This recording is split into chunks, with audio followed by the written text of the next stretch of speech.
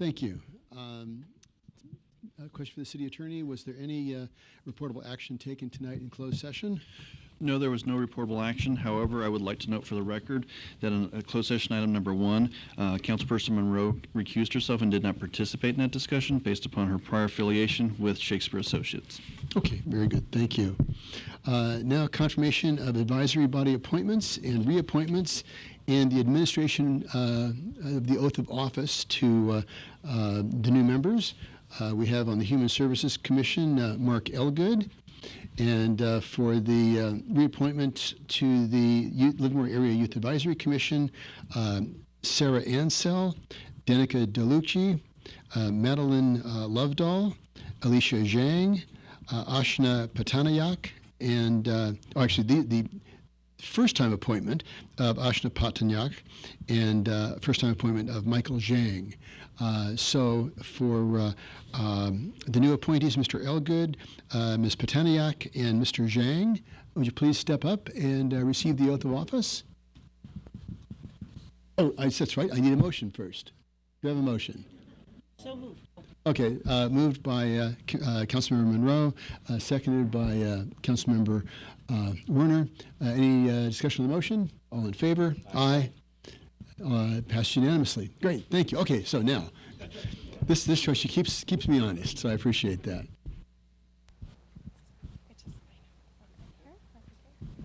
Would you like to volunteer to hold the mic? I have that hand. Okay, you can just kind of hold it right here would be great. Okay, perfect. And then you just raise your right hand and then repeat after me. I state your name.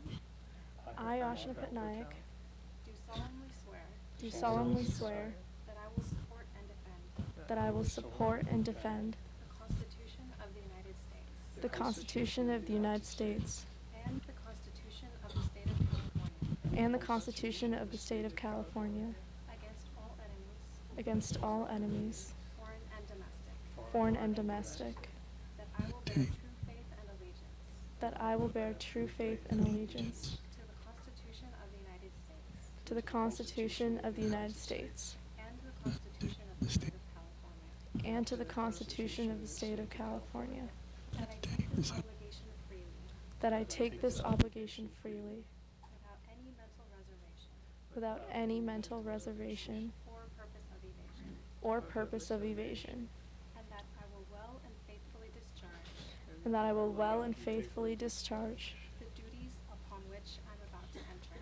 the duties upon which I'm about to enter. Thank you. Thank you very much.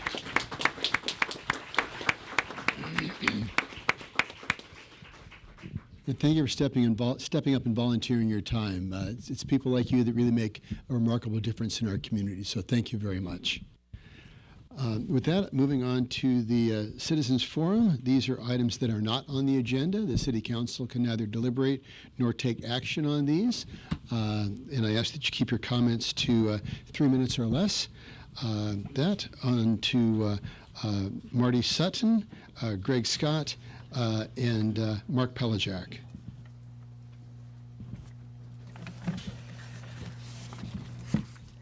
Good evening. My name is Marty Sutton, and I am a volunteer with Spectrum Services, which provides Meals on Wheels here in Livermore.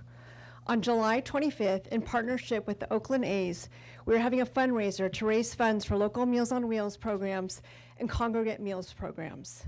This is an exciting event because we will have a pre-party in the parking lot of the A's with our lunchbox throwdown contest, and then we will go inside the stadium and watch the A's play against the Texas Rangers.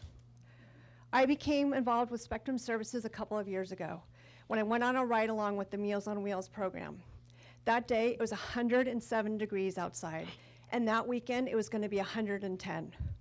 As we delivered the meals, we checked that the seniors had AC, that it was on and working, and gave them information on cooling centers for the weekend. They were also given a phone number to call if they needed assistance over the weekend or a ride to a cooling center. We felt that if a senior needed additional assistance, we made a note of it and gave it to the Meals on Wheels staff because they were having volunteers go in and check on at-risk seniors over the weekend. I had heard all about the great things that Spectrum Services and Meals on Wheels does for our local seniors, but after that day, I realized that they would give so much more than a hot meal. This program continues to get hit with budget cuts as our senior population grows and more people need assistance. Last year, the program had 70 seniors on the wait list. With the support of Mayor Marchand, our donors, and generous donation from Supervisor Scott Haggerty, we were able to get everyone off the wait list. I know that we are all asked to donate to various charities, but we need to support our seniors and provide them not only with a hot meal, but also a welfare check. These residents are the people that built this community, and now it is our opportunity to help them. So please, let's all of us make a promise that we will never have seniors put on a wait list again for a hot meal and a welfare check. Please join me on July 25th at the Oakland A's and on September 5th at the Amador Rec Center here in Pleasanton. We're also looking for local businesses for sponsors for these events. And I have flyers here if anybody in the audience is interested. I've given them up to the city council members. Thank you. And one of the great opportunities that we had during the KTVU Zip trip is Meals on Wheels was the beneficiary for that as well. We had some great responses. So keep up the great work. Thank you. Greg Scott, Mark Pelajak, Brent Seiler.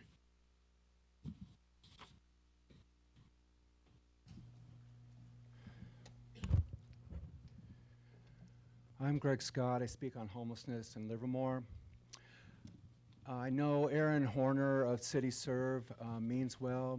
He does good work. CityServe does good work and means well.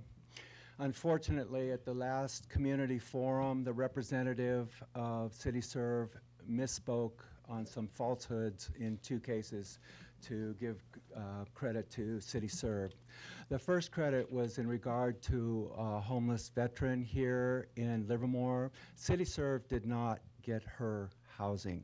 To CityServe's credit, they did pay 2 applications fees for a cumulative total of $130. But the credit needs to be given where credit is due. The credit goes to caseworker Pam Wilson of the Veterans Affairs Administration, not CityServe. Okay, the other thing that the CityServe representative said was that this homeless woman had been homeless for several years. Several years. What does that mean? 3 years? 4 years? 5 years? It makes it sound trite and trivial. The woman was homeless here in Livermore for over 7 years. She grew up here. She went to school here. She worked here. She's spoken here at the city council. I doubt that few people that are listening to my voice right now know the deprivation that this woman went through living in her car in Livermore for over 7 years. She's also another example that a lot of people that are homeless here are from Livermore. A lot of it is a homegrown problem. So again, this homelessness is a regional problem. It's meaningless when so much of it is homegrown. The second case that the CityServe presenter presented that was false is a couple that I know, a homeless couple. She said that the homeless man been homeless for 16 years. I think it's been 17 years. And he's been living in his car with a woman that has severe grand mal epilepsy. She's been in the car with him for 4 years. She took credit that CityServe got the woman first applied for disability and Social Security in 1992, and CityServe took credit for getting her Social Security and getting her the back pay on disability. CityServe had nothing to do with it. Okay, it was the homeless man that went to bat for her. So I am not going to let the homeless be passive to false credit taken for results when too little is done by the policy here for homelessness anyway. I am not personally going to be passive to false credit taken either. But I realize CityServe does good work. But there needs to be some truth here to the homeless situation. Thank you. Thank you, Mr. Scott. Mark Pelajak, Brent Seiler, and Neil Herrick. Mayor Marchand, City Council members, my name is Mark Pelajak. I'm here representing Friends of Open Space and Vineyards. My message is about trails in Livermore and an opportunity. CEMEX is a company operating the quarry mine north of Vineyard and east of Isabel. They are ceasing mining operations and have a reclamation plan for the property known as Lake A. It is a good plan. It can be a better plan. The South Livermore Trail, which extends from Mines Road, presently ends just a few hundred yards to the east of the Lake A property. A trail exists today on the north side of the Lake A property owned by LARPD. Both the Livermore Active Transportation Plan and the LARPD Master Plan shows these trails being connected. CMEX has indicated a willingness to grade the area between these two trails, which would effectively connect them before handing the property over to Zone 7. Doing this now would save time, bureaucracy, and an additional EIR for building a trail connection after the property is transferred. CMEX has indicated all that's needed is a request from the City of Livermore or LARPD or Alameda County. I encourage you to make the request, to satisfy the request of CMEX. The time is short since the comment period for the present EIR concludes July 18th. I'd be happy to share the letter that the Friends of Open Space in Livermore is sending to the Alameda County Planning Department, if that would be helpful.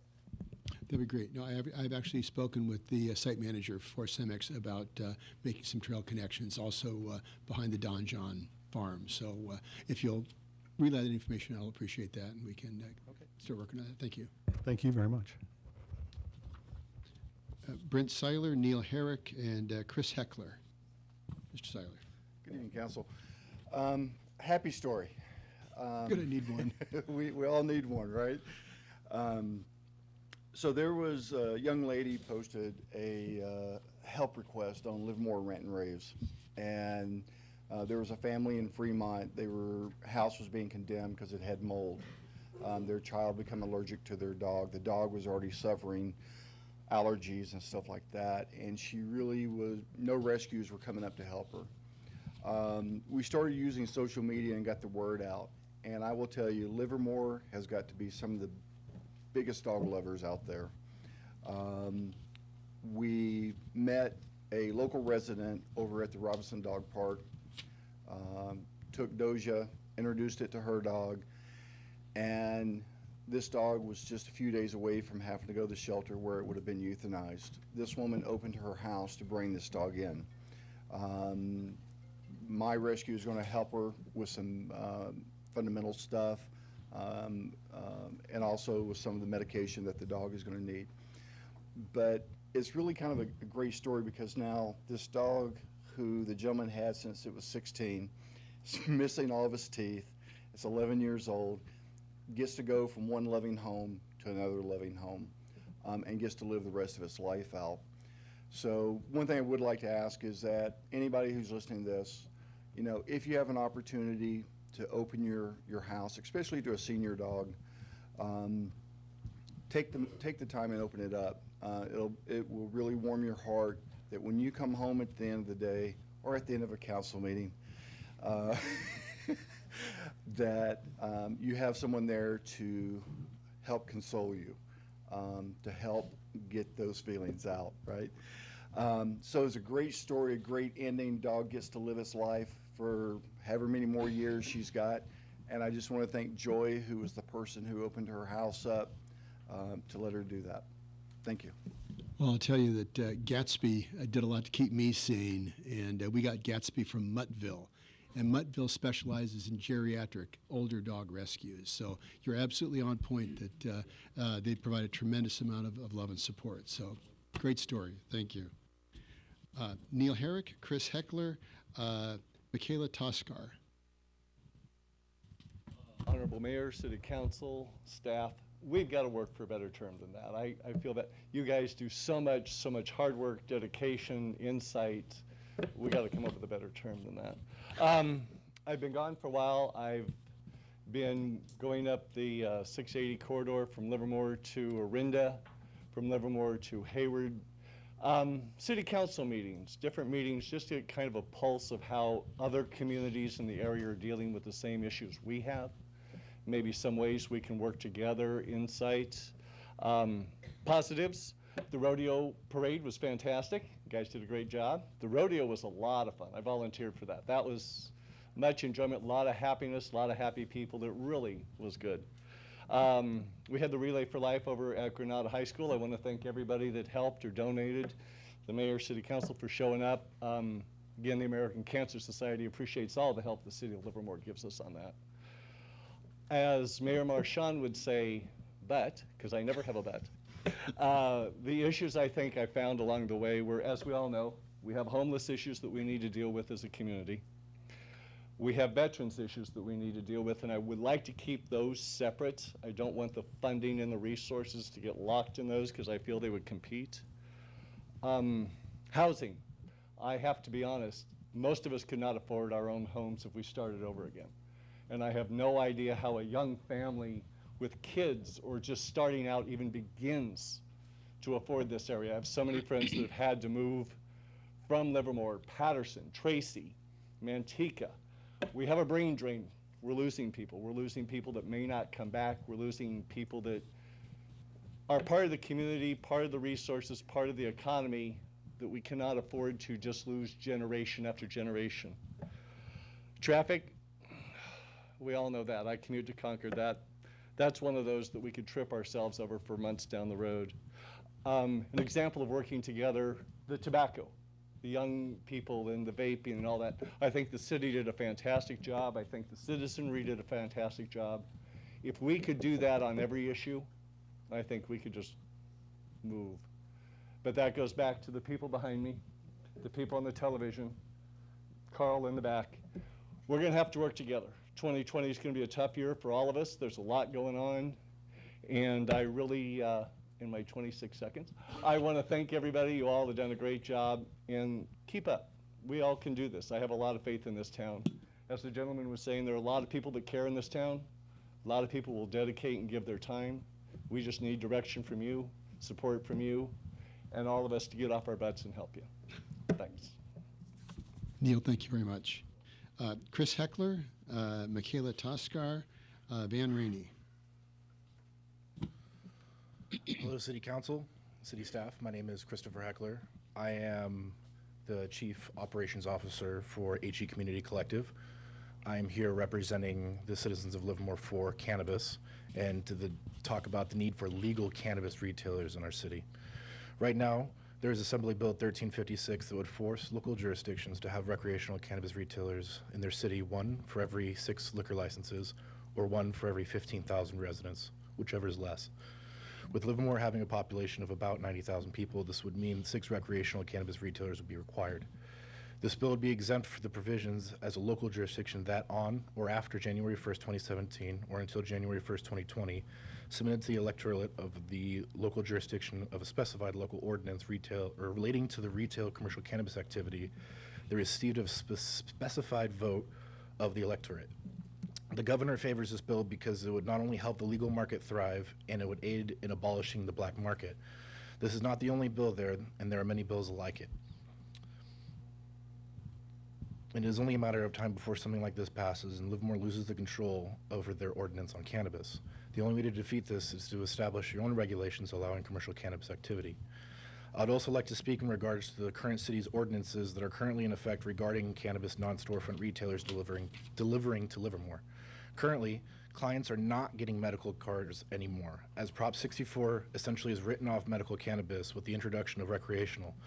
As we move forward in the new legal climate of Prop 64, the general population has no interest in paying close to $100 if the law will allow you to receive generally the same product you would if you were medical. The city ordinance is structured around this dying medical cannabis industry. Even the critically sick patients that were medical in the era of Prop 215 are no longer renewing the recommendations because it would just be an extra, unnecessary, and costly step that is not necessary. The biggest lie being fed to the general population is that Prop 215 is alive and well, and that having a recommendation still gives them the ability to order from black market collective models. HE Community Collective serves Livermore residents legally, conforming with state law, and we would love to run surveys to supplement what the city has already received doing their general surveys to the citizens of Livermore. I asked the City Council today to start developing regulations now before the state does it for you. Thank you. Thank you, Mr. Heckler. Michaela Toskar, Van Rainey, and Michael Frederick.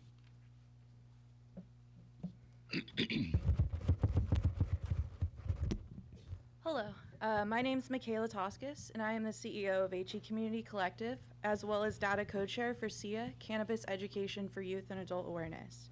I'm here today to speak about the flood of black market activity happening within the city of Livermore and the lack of enforcement. I'm also here to represent the 66% of voters in Alameda County that voted yes on Proposition 64, and the overwhelming need for legal operations within the city in order to help fight the illicit market. Without safe legal access to cannabis, the community is seeking cannabis from all the illegal companies that weedmaps.com refuses to take down off their website. This year, we had the opportunity to set up a booth at the Livermore Street Fest. Our goal there was to educate the community on the misinformation that is given by the illegal market, how to identify legal companies, safe usage strategies, and most importantly, how to keep cannabis away from the youth, and tips for parents on youth education. We received overwhelming positive support from the community with long lines at our booth and people eager to learn. Out of the hundreds of Livermore residents we saw, we only received 2 negative responses. I cannot even tell you how many people came to our booth and told me that they are currently using an illegal delivery service and had no idea. What the black market cannabis companies can bring into your community is untested, pesticide-ridden cannabis. It could bring product that is not dosed correctly and misleading. It could bring employees that have not been fully background checked to the public grounds and homes of Livermore citizens. And once raids of these untaxed facilities happen, the state will seize all the records. It jeopardizes the personal information and will force the payment of back taxes from Livermore citizens. Having a legal cannabis company in your community will bring more thoroughly tested product than the food we eat. It brings low-dose, limited safe products. It brings employees that have gone through deep live scan background checks. It brings very professional trained staff. It brings tax revenue and donations to charities to the city of Livermore. It brings educational material to educate the community. And most importantly, it brings a high level of safety and mitigates black market sales. Livermore City Council needs to address this very dangerous situation and not only take action on the illicit activities, but also take action on providing citizens with safe access to legal cannabis. Thank you so much for your time and consideration in this matter. Thank you, Ms. Toscas. Van Rainey, Michael Frederick, Doug Mann. City Council Mayor, my name is Van Rainey. I live at 816 Lucerne Street, and I'm here to request that the City Council consider adopting REACH codes for new development. As the City Council and staff move forward on the amending and adoption of the city's Climate Action Plan, I would ask that the City Council consider as part of that plan, but also as a separate ordinance, the adoption of a REACH code for the enhanced electrification of new construction within the city. Similar REACH codes have been adopted in cities across California and are currently being considered in cities in the Bay Area. These new building code requirements are designed to reduce the use of natural gas and increase energy efficiency in buildings, but they also reduce operating costs and improve the interior and exterior air quality in the communities that they serve.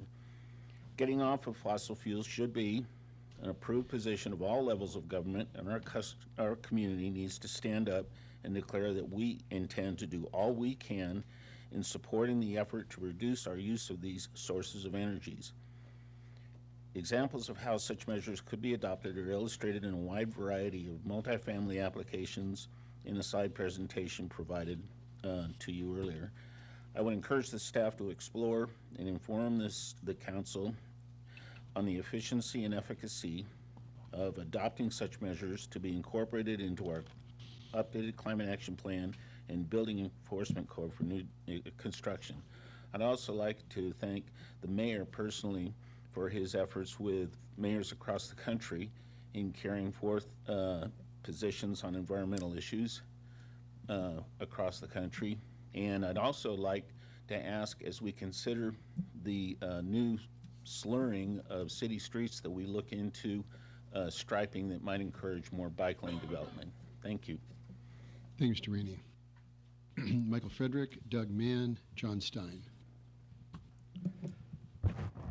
In the past few weeks, I've heard reports of a harassment of signature collectors for the Central Park plan. I believe them because it's happened to me. I've been told that what I'm doing is wrong and that I'm a bad person. Really? What we're doing is called democracy. The people supporting the movement for the Central Park Plan are engaged in constitutionally protected activity. The people involved in this harassment should be ashamed of themselves. Thank you. Thank you, Mr. Frederick. Doug Mann, John Stein, Will Taggart. Good evening, Council. I read about the June 10th meeting, and I regret that I missed an item that I think is pretty important. And I'm going to read you my favorite quote that was printed in the paper. If the legislature is serious about solving the jobs housing imbalance, they need to create housing where the jobs are being created. Then I will believe that the legislature is serious about the problem. And Mayor Marchand, that quote is attributed to you. And if it's a correct representation of what you said, I couldn't agree more. That is exactly what has to happen. The offenders, the people who've been creating more jobs than housing, have to build their own housing. Jobs housing balance is something that as you as council members attend your various meetings and groups, I would encourage you to bring up that expression whenever you can, because that's been the problem, is that it hasn't been bubbled up to the surface and something that gets discussed as a first line of action. The item on the 10th, and again, I wasn't there, but apparently there are several bills relating to the state legislature that are trying to address this. And if it means paying a lobbyist to influence that, we must. You know, things like AB 758 proved that we can legislate to solve a local problem. When we solve the jobs housing balance, that fixes the traffic problem. It helps housing affordability, and it gives people back their lives because everybody's commute is less. I don't know the best way to manage it, but one idea I've always felt that was encouraging are the maps that the EDD maintains. They tell you exactly, well, they tell you a very close estimate of how many commuters are commuting into and out of each county every day. And if the offenders are this well mapped out by EDD, it seems to me that that could serve as a basis for legislation to require counties to be in balance, which Alameda County is. San Francisco County, Santa Clara County, they're out of balance, and they're shown clearly on the maps. And I printed them out for you. You've probably seen these before, but in case you haven't, I'm just going to give Sarah some copies of these so that you can take a look at it. And I hope that it's helpful, and I hope that you keep pounding the table on that issue. It's the way to go, and it's the way to help. We can't solve the housing affordability problem in Livermore with anything that we do. But the counties that are causing the problem, they can. Well, thank you. And what prompted that quote was the Alameda County Transportation Commission retreat, where we heard a panel from the MTC and Santa Clara. And I pointed out that Santa Clara was moving ahead with the project that was creating 25,000 jobs and 1,680 housing units. They're not changing their behaviors. So thank you. John Stein, Will Taggart, Asa Strout. John Stein, 1334 Cathy Court. First, I'm in vehement agreement with the previous speaker. The amount of time, money, and pollution that's created by the commutes that are almost endless now are one of the major problems of the state. Back to the things I was going to talk about. First, I'd like to thank city staff for painting the ends of almost all of the islands in the city yellow. For those of us who no longer have, 20/20 eyesight, it makes it a lot easier to navigate at night. Second, I believe there's a public service the city can provide, and that is to put the full text of the initiative on the website. I've been trying to get a copy of it, and it's very difficult. Plus, I talked to a number of the signature gatherers, all of whom are not from the city, and they have a lot of different facts that are sort of unusual. One told me that the initiative would prevent the city from tearing out a park to put in housing. Another told me that it didn't require moving Veterans Way. You could just make it one lane and one way. Another told me that the initiative would decrease density on the site. Currently, I believe that they're talking about 150 units per acre, whereas the core downtown has a minimum of 30 and a maximum of 55. So I think it doesn't decrease the density. Then there was parking. I asked where the dedicated parking was for the hotel and the affordable or non-affordable housing. And they said it could be accommodated in the L Street garage. That would be difficult. And then there was the cost. One of the circulators said the new plan would cost less because the buildings would be smaller because of the park. Another told me that it didn't matter because the city had plenty of money and could always borrow more. And the last one told me that he didn't know, but he thought the citizens of Livermore would be happy to pay more. Thank you. Thank you, Mr. Stein. Will Taggart, Asa Strout, Lisa Tromovich. Good evening. My name is Will Taggart, and I'm a rising sophomore at Granada High School. I'm the co-president of the Peer Health Educators, a group at Granada aimed to educate the general public about the harmful effects of vaping. I'm here today to thank you all for supporting the ordinance that was passed in the last meeting, as it helps the whole city of Livermore.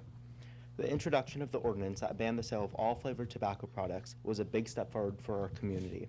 It shows that the health of this community, especially the youths, is at the forefront of all of your minds.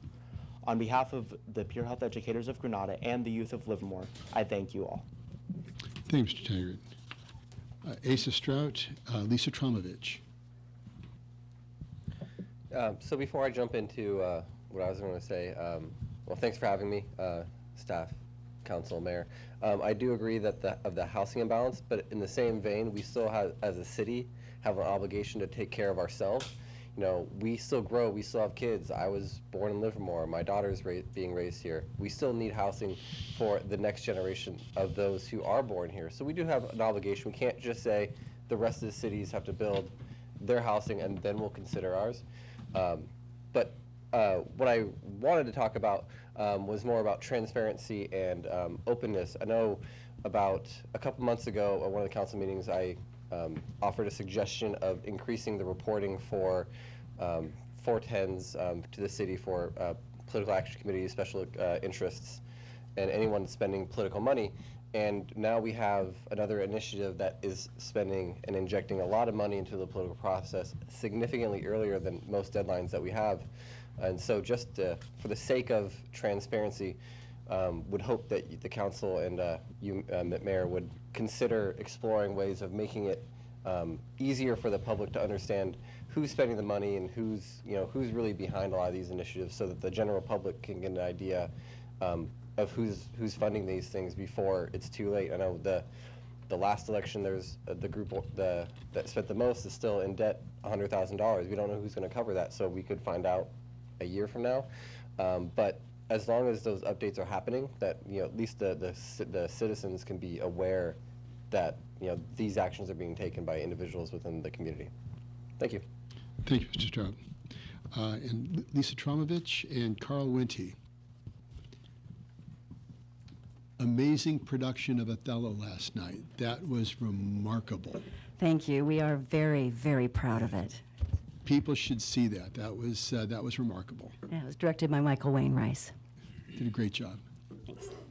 Well, two heights of people here. Hi, I'm Lisa Tromovich from 3869 Pistana Way, Livermore, founding artistic director of Livermore Shakespeare Festival. And I'm Ellen Gould of 1326 Hampton Place, board member, Livermore Shakespeare Festival, and realtor. Do you want to start? Or? You go ahead. Okay, well, I'll just do that in. Okay, so we wanted to add to the opportunities for the community to invest in their community and be involved in some of the nonprofit fundraisers that are happening this month. And one of them is one that Ellen came to us with, which is called the Real backpack fundraiser. It's real for the real estate. Alliance of Livermore. Oh, here, you did that. The Real Estate Alliance of Livermore. We're sponsoring the Livermore Shakespeare Festival, So Wise, So Young program. We want to keep Livermore, we want to keep Shakespeare in our Livermore schools in the 2nd grade. So we are coming together on July the 18th at 8 o'clock in the morning. I understand you might be I will be there. Joining us. Yes, I will be And there. thank you very much. We're going to be raising money for the program through a backpack auction and through a raffle. If anybody needs more information, they're welcome to call me, and I have some flyers here I can leave too. But July 18th, it's at Five Rivers Aviation at the Livermore Airport. Great. And that one's an 8 a.m. fundraiser, and I personally look forward to filling a backpack because we can bring backpacks full of supplies for the kids, and they get distributed to the children that might not have all the supplies they need on the first day of school. The second fundraiser I'd like to just mention while we're here together that both Ellen and I are also working on is the Irreverent fundraiser, a fundraiser with benefits that we're doing on the opening night of the complete works of William Shakespeare Abridged, Revised, which is on July 20th, and that would be an evening fundraiser at the Wente Family Estates on Tesla. And that comedy, it's the opening night of the comedy, and it happens to be, according to the internet, the most produced comedy worldwide. It is really, really funny. So you have 2 opportunities, an 8 a.m. backpack fundraiser on the 18th and a 5 o'clock fundraiser with a show on July 20th. Thank you. And I will be at that one also. And the complete works of William Shakespeare, Abridged and Revised, is laugh out loud funny. Yeah. It's great. It's a great really show. Is. The exact opposite. Although Othello had a couple of laughs, amazingly enough. Before they yeah. died. Yeah, well, shh, don't tell them the story. Carl Wente.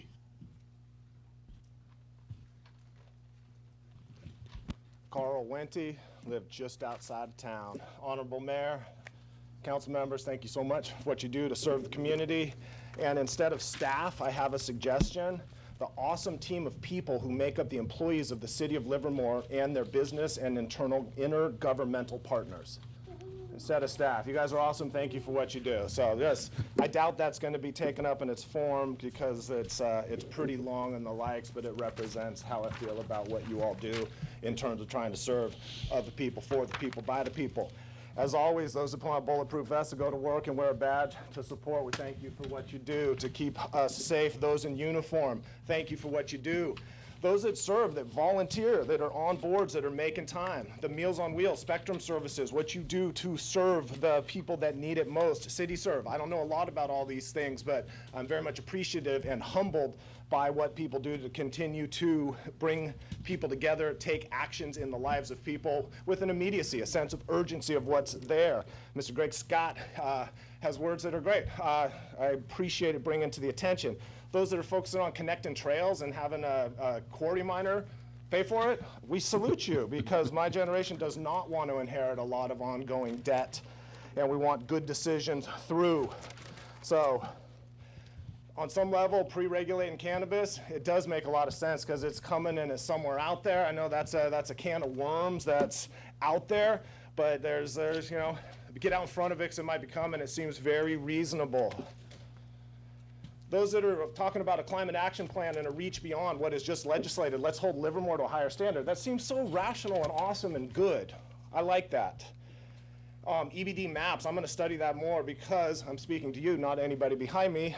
Doug Mann, from Doug Mann, I learned a lot just about, you know, overall how we should look at it. And at the end of the day, we've all heard housing balance and what's there, but let's bring that up in the lexicon. Because it should be. Yeah, Livermore's going to do its part. There's going to be state bills. There's going to be legislature that's going to come through. But let's focus on the housing balance where we are, not just Alameda County, but even smaller sections, the subs of Alameda County of what's there. It seems like just rational.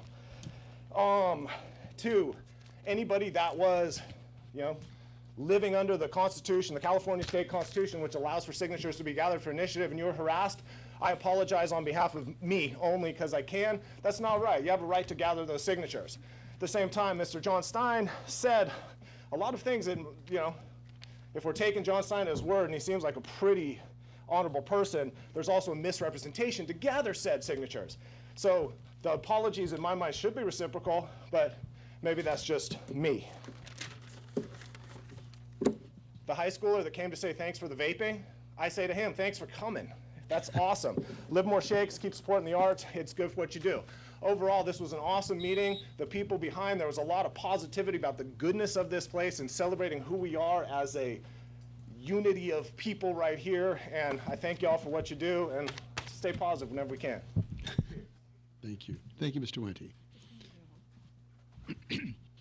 Okay, I'm going to close the Citizens Forum. Moving on to the consent calendar. These are items that are typically routine in nature and usually adopted with a single vote. However, is there anybody that wishes to pull any of the items for discussion? Vice Mayor Carling. 4.03. Okay, I actually have some cards for 4.03, so that's perfect. Any other? Okay, I do have a card for 4.04, and I will make a comment on 4.07. This is in regards to the I Street Garage and the feasibility and the likelihood of the easement for the trail along that. And I'd like to assure the members of the community that are concerned about that we are working with the folks responsible for the property with the easement and the trail. So we feel pretty assured that's going to move ahead. So just so folks know, if you could just hand that to Mr. Stewart, thank you. Okay, so let's do this. We have 4.01, 02, 05, 06, 07, 8, 9, 10, 11, 12, 13, and 14. Do I have a motion for those consent calendar items? I'll move that, yes. Moved by Councilmember Coomber. Do I have a second? Oh, seconded by Councilmember Monroe. All in favor? Aye. Any opposed? Those pass unanimously. Now I'm going to open public comment for 4.03, followed by 4.04. For 4.03, I have Brent Seiler, Mark Gordon, and Singh. Good evening, Council. I've kind of made my position on where I am with, the vaping and the benefits I get of it. I still have a strong desire and need, actually, to better understand the monitor and managing of this. You're about to pass something that basically takes us back to the 1920s and 30s. You're banning something just like they banned alcohol. That didn't work then, and it won't work now. So how are you going to measure success of what you're about to ban? And there is no means to measure it right now. There is no means to enforce it right now. Because I'm going to tell you, here's what's going to happen. The kids are going to get money. They're going to get prepaid credit cards. They're going to order it online where they don't check for age verification, or they'll fake the age verification, and then they're going to turn around and send it to an Amazon drop box. Mom and Dad won't know about it. No one will know about it. They'll just go and do it, and they're still going to get it. So there's got to be the enforcement piece of it. That is empirical, that we've got to have that. Okay. If we don't have that, then you banning it's just like, okay, you just can't do it. Okay. They're going to do it. So what do we do to step it up and do it? The other thing that I saw in what you're voting on tonight, the original proposition was get rid of the flavors. And I've been for that. But now you're saying even the liquid nicotine that is non-flavored is banned as well. And I think that's an overreach. For someone like me who's trying to stop smoking, and I'm using this as a device to stop smoking, now you're limiting me access and the many others that are out there doing the same thing. Even though it's not approved as a cessation tool, it is a tool that we're using, and it's working. I went from 2 packs a day, I'm down to about 4 to 5 cigarettes a week. So that has helped me to start winning off of that.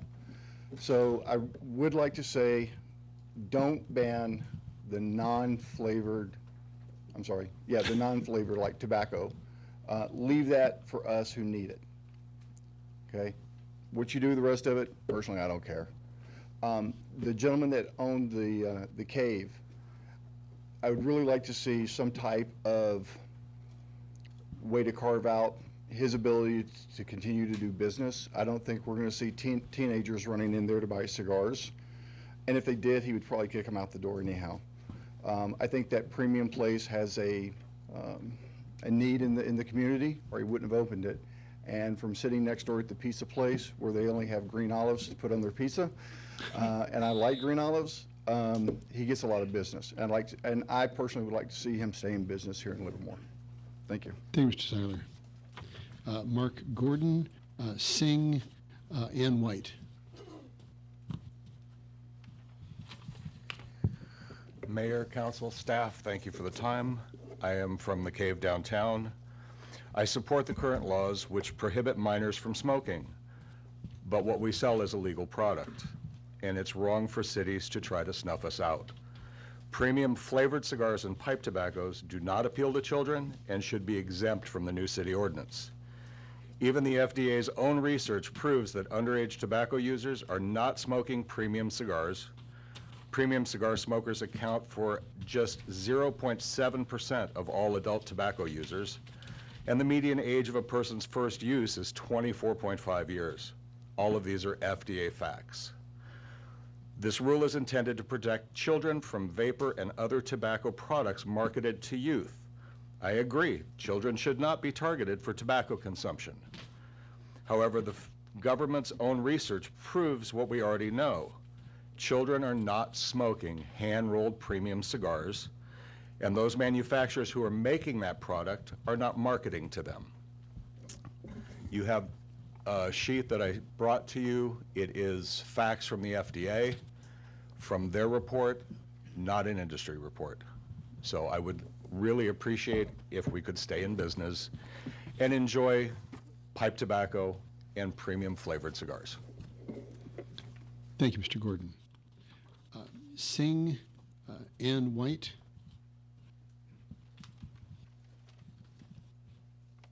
Hello, good evening.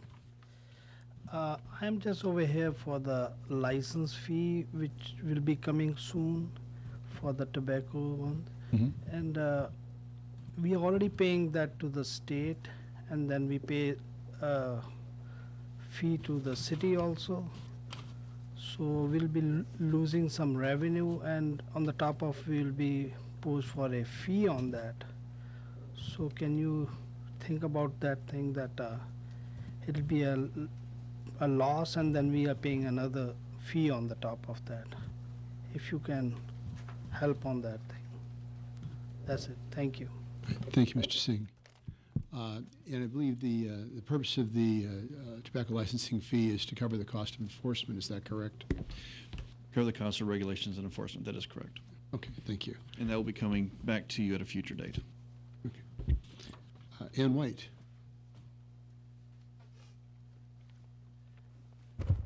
I'm Ann White, and I guess everyone should be informed that I also am on the school board.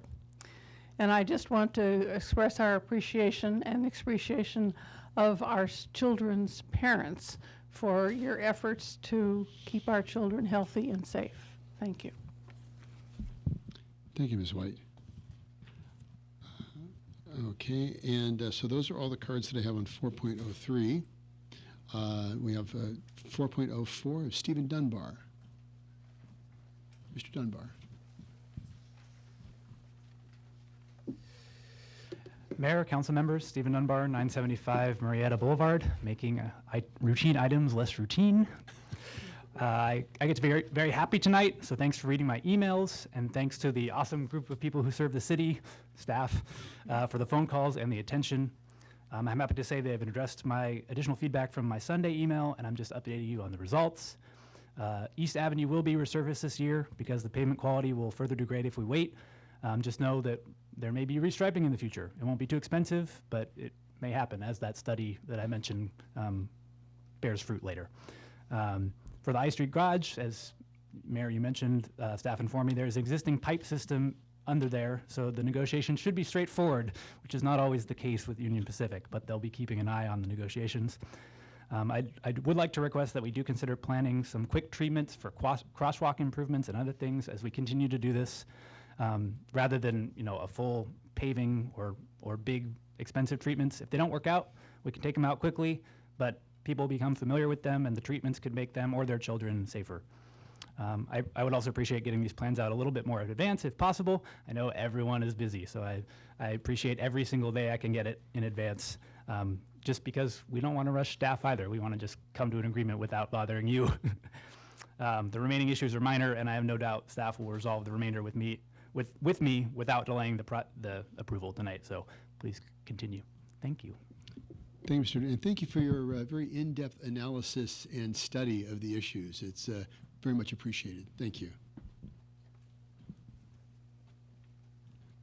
Okay, with that, I'm going to close the public comment period for the consent calendar. Bringing it back to the council, let's handle these individually. 4.03, what's the pleasure of the council? 4.03? Vice Mayor?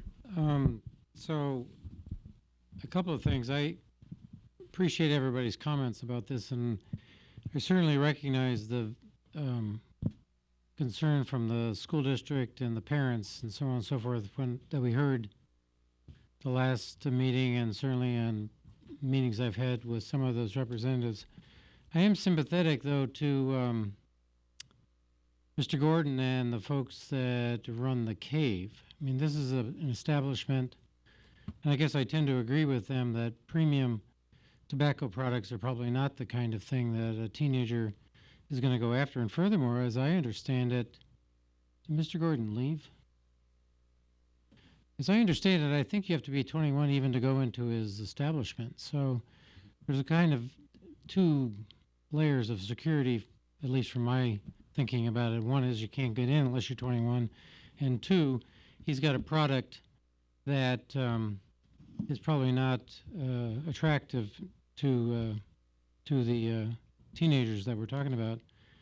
And I thought I got a whiff of tobacco smoke on the thing that or cigar smoke from the thing he gave us.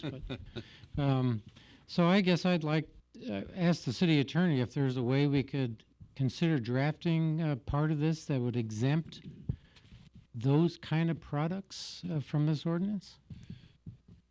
Yeah. Thank you, Vice Mayor Carling. There's a way that can be done. My first question to the council, if you're going to consider that item, is whether the intent is to exclude or exempt premium tobacco products from the regulation scheme or from the prohibition against the sale of flavored tobacco. So that'd be my initial question.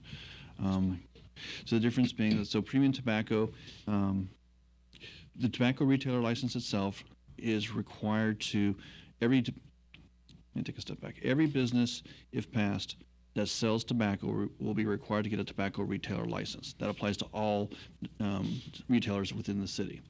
The prohibitions, however, only focus on three particular products. The first product is flavored tobacco. The second product is vaping devices, and the third product is vaping fluid. Those devices and fluid that aren't approved by the FDA.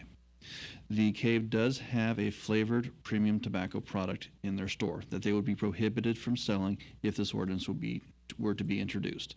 My understanding, after having a conversation with the proprietor for the Cave and Mark as well, was their focus was to be relieved of that prohibition, to have an exemption to flavored tobacco for premium tobacco products. If that were the will of the council, I could craft an amendment to that and return to you for consideration at a later date. My recommendation would be to proceed with the ordinance today, give us enough time between the adoption and the enforcement of that to return with that exemption to be in place prior to that date. Okay, that certainly would be my preference, but I would look. I'd support that exemption also because I know how much went into containing smoke in that place. I know how hard he worked before they opened to make it so you couldn't detect the smell of cigar smoke outside. I'm not a smoker. I'm not a vapor. I don't appreciate anything that's out on the street that I have to roll through and breathe carcinogenic crap. But I do think that he's gone over the top to try and contain the smoke within his building and done an admirable job at doing that. So I would support that exemption. Anyone else?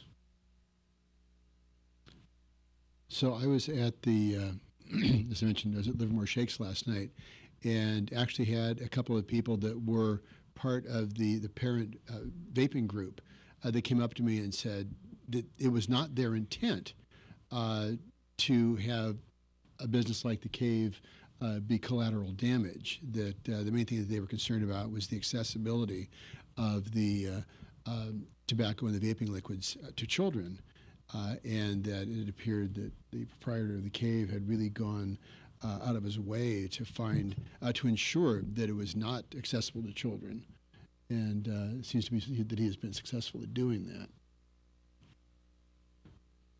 Don't go ahead. I would go along with that. One of the reasons for the severity, if you will, of this ordinance, or the black and whiteness of the ordinance, is that it is the slipperiness that big tobacco uses to target children.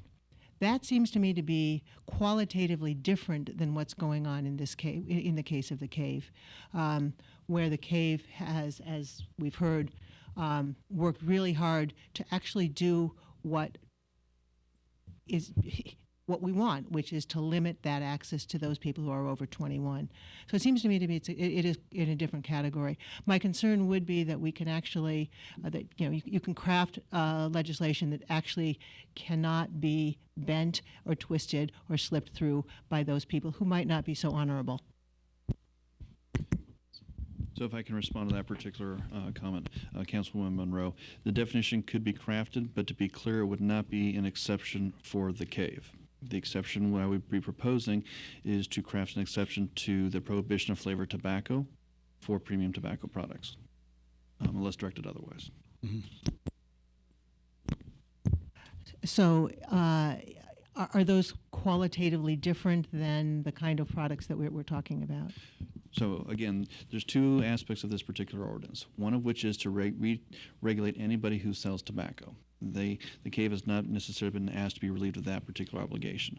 They have, when I met with them, their request was to be relieved of the prohibition against flavored tobacco so that they could continue to sell infused premium tobacco products and premium pipe tobacco. Those two products in particular that would be prohibited by this ordinance. So the request, I think that's been presented to you, is to carve out an exemption from that prohibition against flavored tobacco. All flavored tobacco is prohibited unless it was premium tobacco. Create that exemption. Right. So just so that I think we understand this, menthol cigarettes would still be prohibited.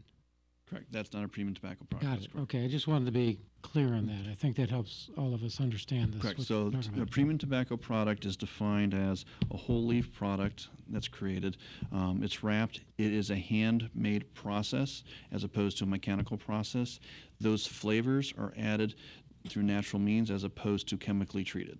And so those are what I'd be focusing on to craft that definition to exempt premium tobacco from the definition of flavored tobacco. Thank you. That was very helpful in clarifying the differences. So I have a question, procedural. What I heard is what we've just been talking about. We don't have to decide tonight. All we're asking is for you to consider it and come back with something that we would then authorize at a later date? Is that what I'm hearing? The most effective path forward would be, if you're inclined to direct staff to create that exemption, my recommendation would be as follows: that you already introduced the ordinance, to adopt the ordinance today, to direct staff to commence enforcement of that ordinance on January 1st, 2020. Give staff that time to communicate this new ordinance to the public, as well as to return to you with any revisions that you requested. What's on the table now is an exemption for premium tobacco from the prohibition of flavored tobacco. That would give us, delaying enforcement until January 1st would give us that time to clean that item up and any other words that may be in the ordinance. So that's what I move. And thank you. I will second that. I have another. Well done. Wait, I have another. It's moved and seconded. Yes. Discussion on the motion. Vice Mayor Carling. Yeah, I had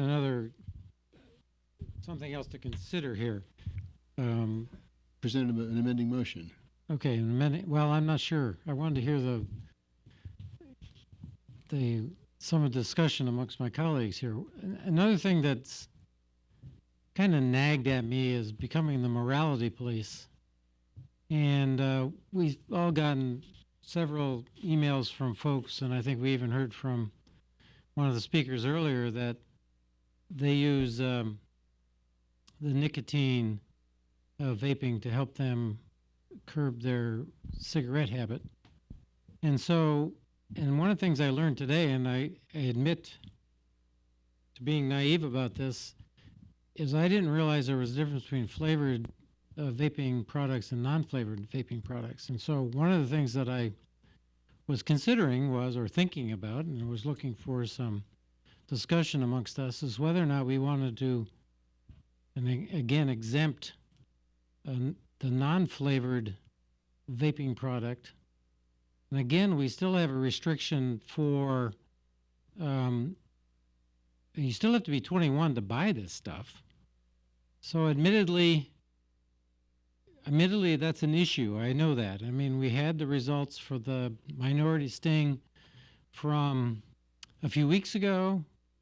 I think we're 4 out of the 8 actually sold to minors, so I think that's still an issue.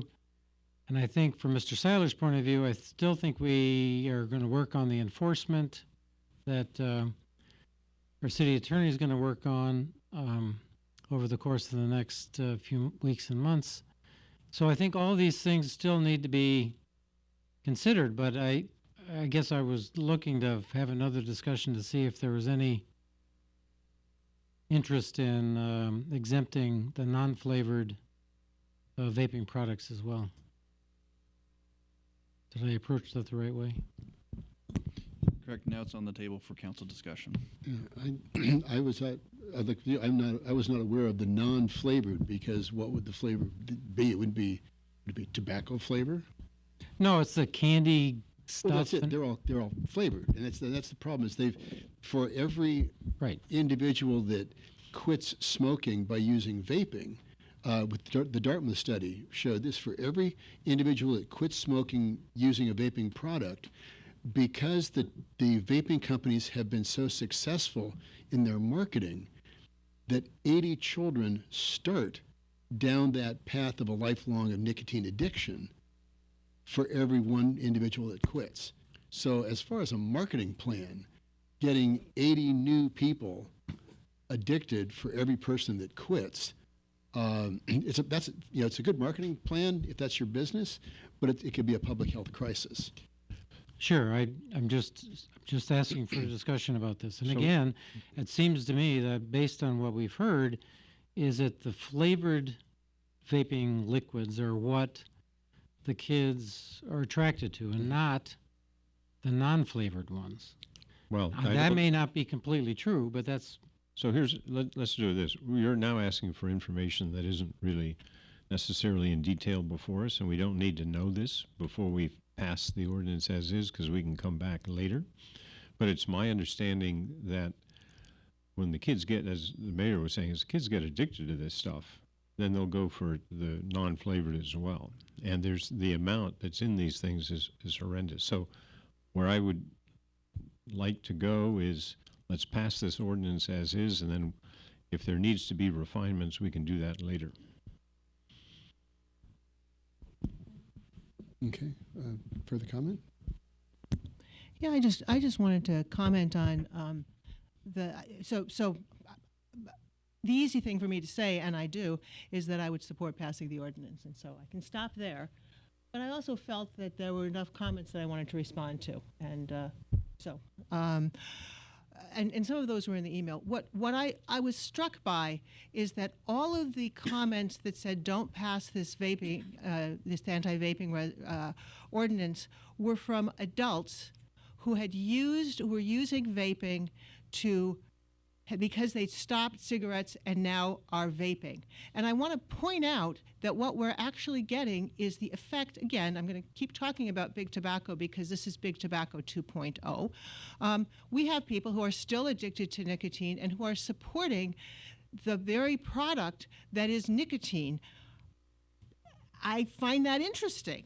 We're not banning vaping, which seems to be one of the tropes going around town. This is not prohibition, unlike what Mr. Seiler said, because what we're trying to do is do a structural change.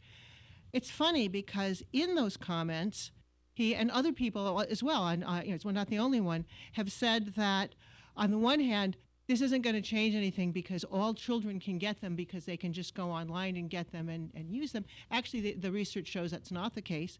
At the same time, apparently it's really difficult. We're now stopping the adults who were getting these vaping products, and they're going to have to switch back to cigarettes. I don't actually understand how both of those things can be true, but I've seen them both in the same email. So I don't know who's doing what kind of marketing, but I don't find any of these arguments compelling. I do feel that this is an ordinance that came about not because the city council thought we were the morality police. We didn't start this. We were approached by parents who were concerned about their children. Now we've heard, oh, well, it's just bad kids and bad parents. Let's go back to Big Tobacco again.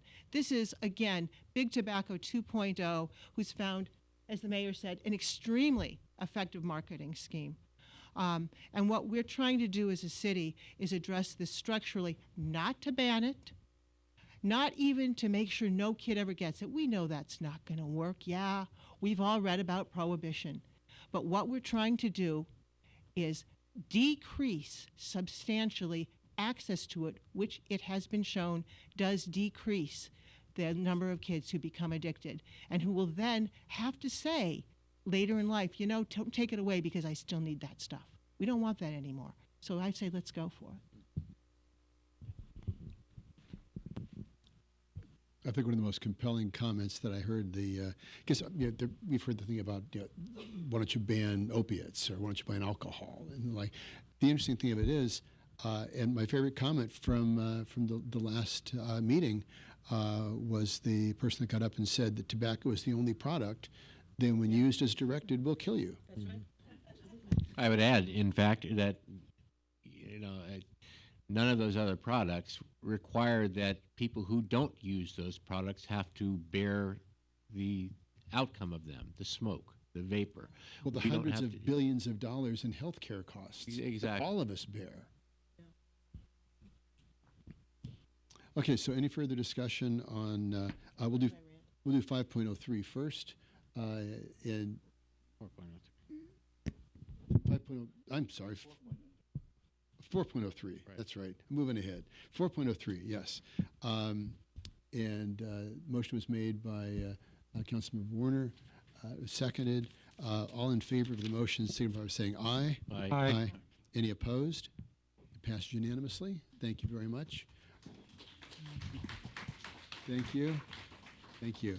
So, Mr. Mayor, to clarify what the action that was just taken by the council was, one was to adopt the ordinance, two, to direct staff to commence enforcing the ordinance on January 1st, 2020.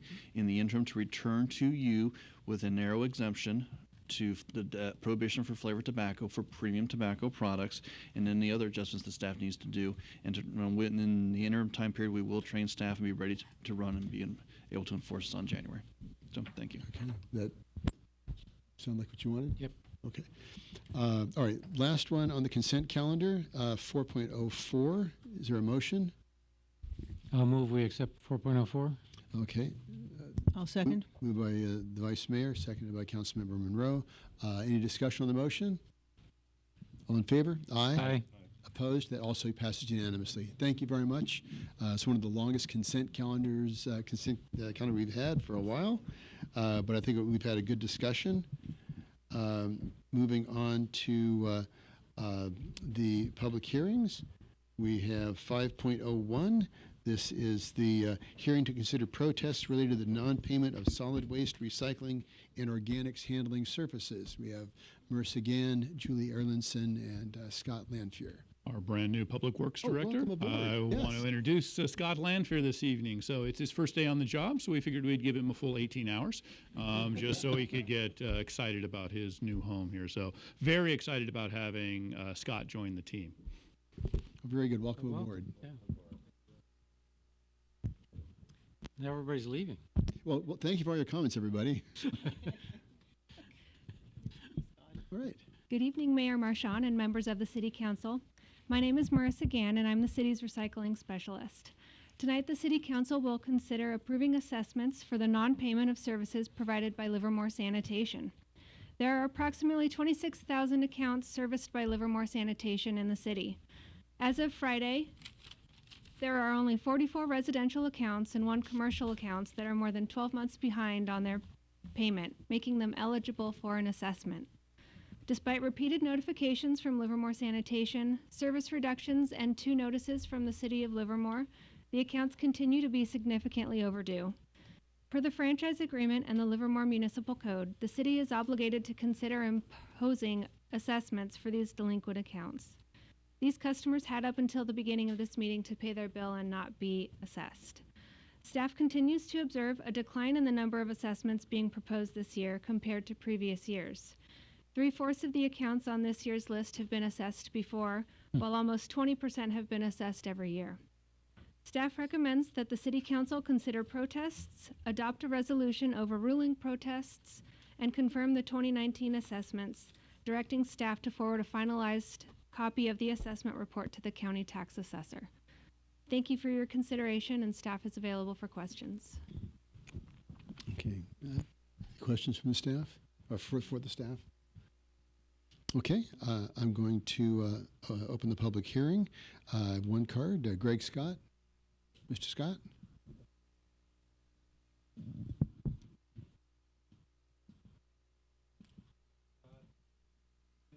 That not only the homeless are hurting, and people in their houses are hurting, especially with all the fees and rising fees, and they're, especially the elderly, are on fixed incomes and assessments.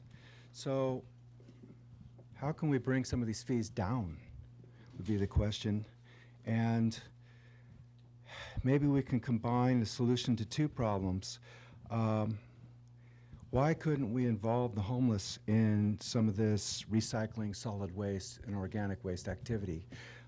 Sure, there's got to be drug testing to be in the work environment and that sort of thing, but we really need to bring the cost down for people. People are camping out in their houses, not wanting to lose their houses, and all these fees just go up, up, up, up. And we need to figure out also how to reduce some of our waste. In a way of protest, I think of a man I met one time. His name was Schiavo.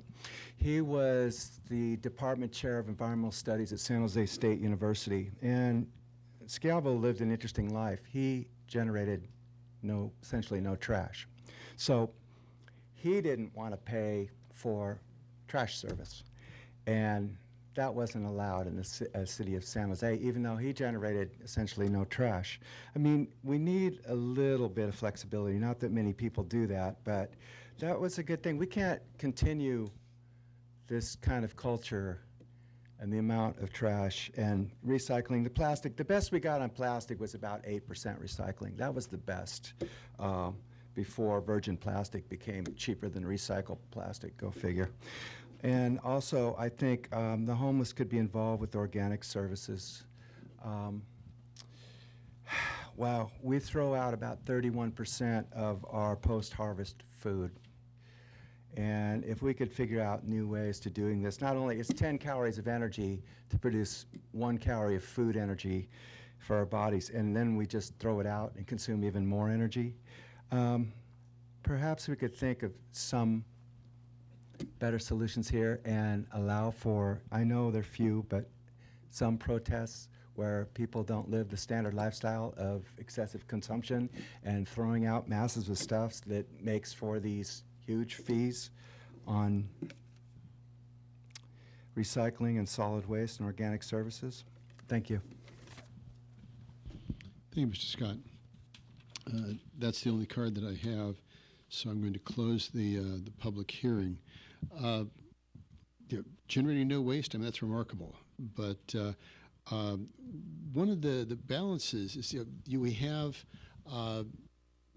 there's an article in the paper that China is not taking most of our recycling anymore. They're rejecting it all. And that was one of the things that actually reduced the costs of our trash service, was that they were getting some revenue from the recycling, and that was offsetting the cost of the trash service. Unfortunately, now a lot of the glass is ending up in the landfill anyway because nobody's taking it. A lot of the plastics are being rejected. This is a public health issue.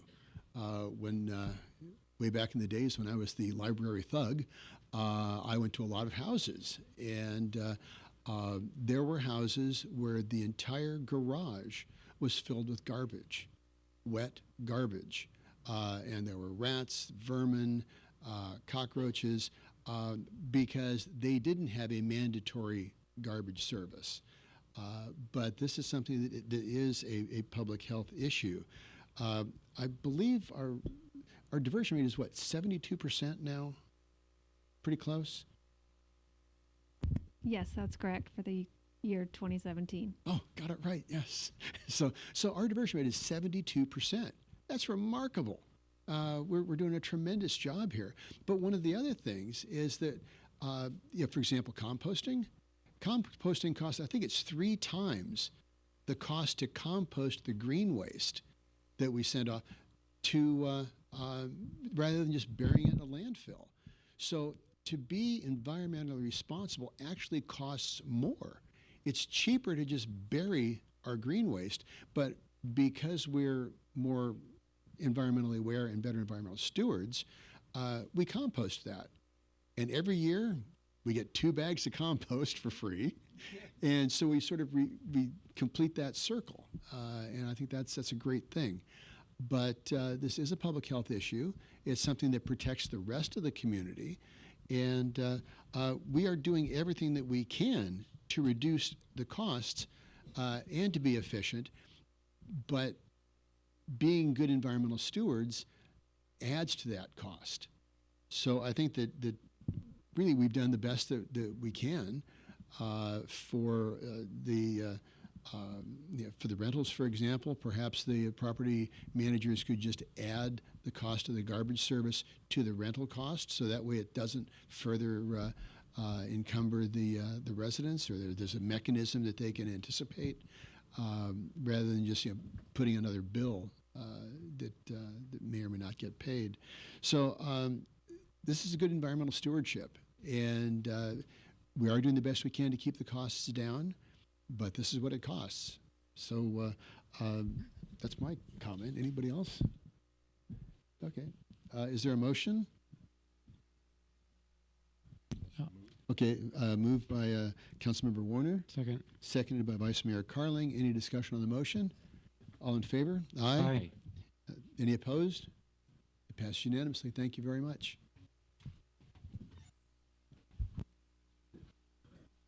Okay, moving on to, oops.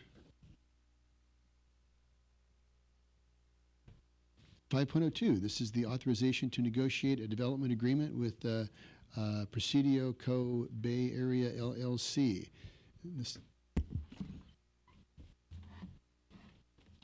We have Tricia Ponto and Steve Stewart. All right, thank you, Mayor. Presidio is requesting a development agreement for the downtown hotel on the southeast corner of Railroad Avenue and South Livermore Avenue. The development agreement would be in addition to the existing disposition and development agreement between the city and Presidio that the council approved last September for the purchase and sale of the hotel property.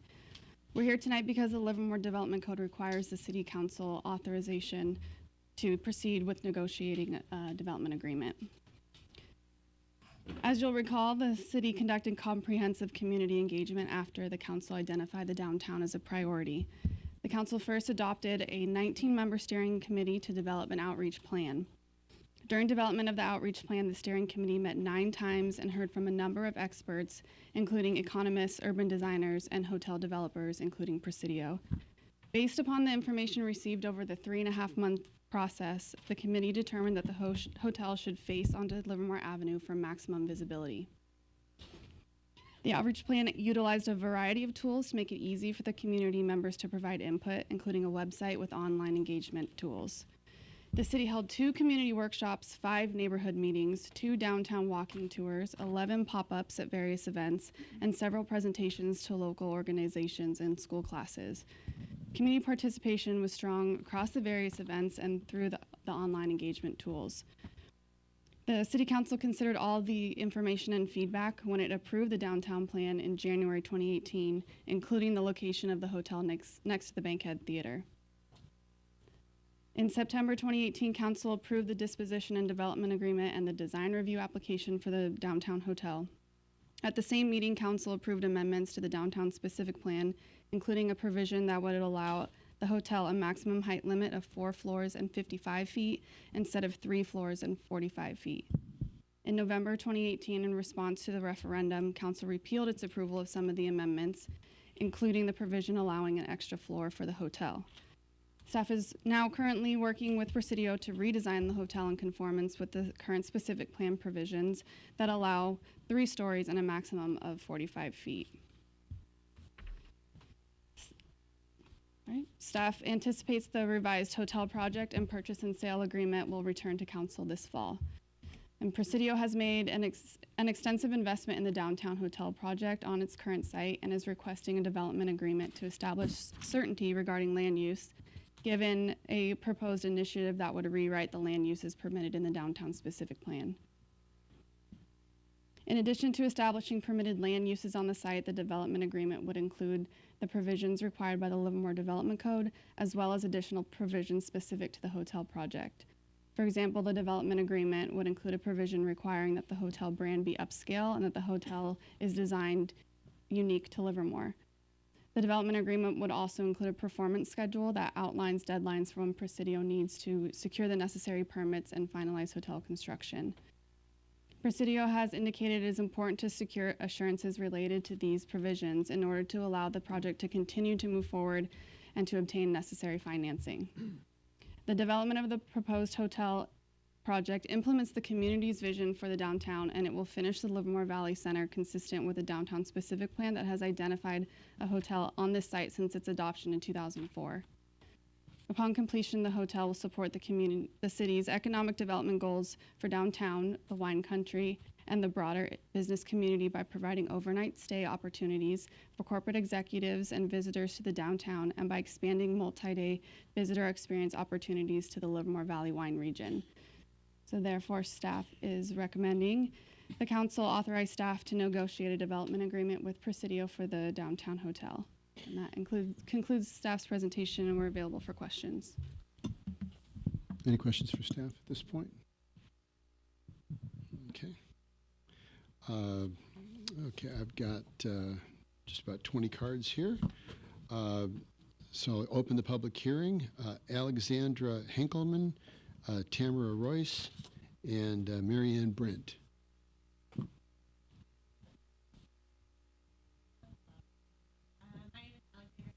I'm board president of the Livermore Valley Wine Growers Association. On behalf of our member wineries and vineyards, I want to thank the council and my fellow citizens for all the time and effort that they have invested in the future of our downtown. We appreciate and applaud the open and inclusive public process, allowing all to comment and contribute on the design. We're excited about the large grassy area of Stockman's Park, right across the street from the hotel at the Bankhead Theater. We support the City Council in authorizing the negotiation of a development agreement with Presidio to construct the 3-story boutique hotel on the southeast corner of South Livermore Avenue and Railroad Avenue. Thank you to all you do to support not only this community, but our members, our community, my community. And we thank you for the opportunity to comment and contribute in this entire process, and especially this evening. Thanks. Thank you, Ms. Henkelman. Tamara Royce, Marianne Brent, Linda Milanese.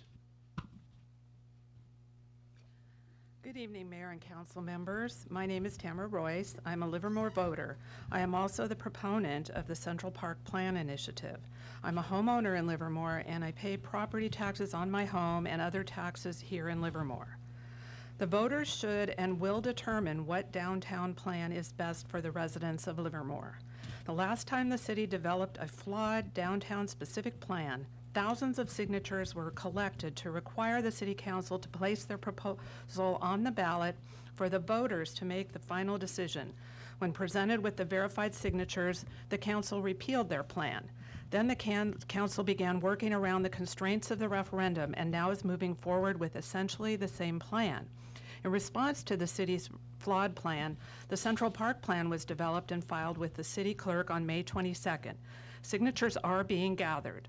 Tonight, the City Council is considering whether to move forward with a development agreement with Presidio that will permit a hotel on the east side of Livermore Avenue. The council's $500,000 outreach process showed that 3/4 of the participants wanted a relaxed, high-end wine country hotel on the west side of Livermore Avenue. The Central Park Plan initiative is consistent with the results of the outreach process. It provides a means for voters to express their preference for a west side hotel, as well as a Central Park and more convenient parking. If negotiations for an east side hotel were approved tonight, the council, once again, would be undermining the will of the people. Just last Friday, the development agreement with Presidio was placed on the Planning Commission agenda for July 16th, only a week after this hearing. Why is the council rushing into a development agreement with Presidio before the vote on the Central Park Plan occurs? Is the council afraid the council plan will be rejected? This agenda item is a transparent attempt to avoid a vote of the people and once again limit the voters' rights. Make no mistake, the Central Park Plan will be on the ballot. The voters of Livermore will vote on their proposed plan. City Council, stop your actions now. Thank you. I'm going to submit my statement to the clerk for the minutes.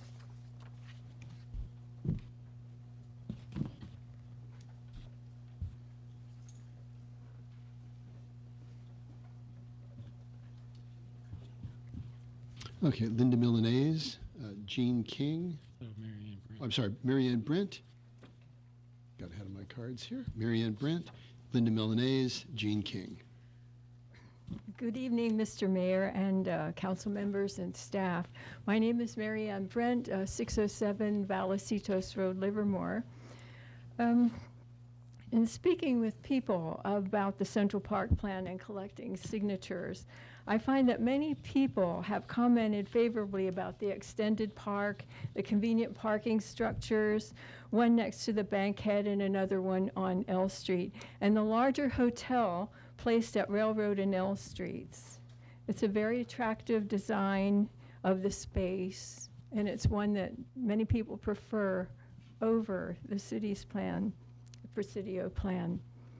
But some people have been confused about the affordable housing, and I'd like to speak a bit about the affordable housing feature of the downtown project.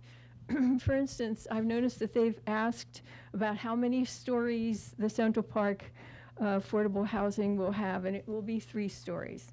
Some people think that the Central Park Plan blocks affordable housing, which is incorrect. It places 84 units that are legally required in that space. The Central Park Initiative also provides 46 more affordable housing units on Pacific Avenue. The 84 required units within the downtown project will be located on the perimeter so that they face the Central Park. Also, more than 220 housing units are being built just across L Street where the Growth Brothers used to be. So to help clear up the housing confusion, I want to comment that there will be an abundant and varied housing around the downtown project. Thank you. Thank you.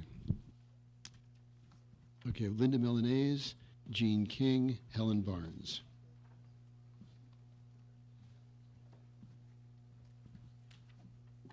Linda Milanese, 2427 Chateau Way.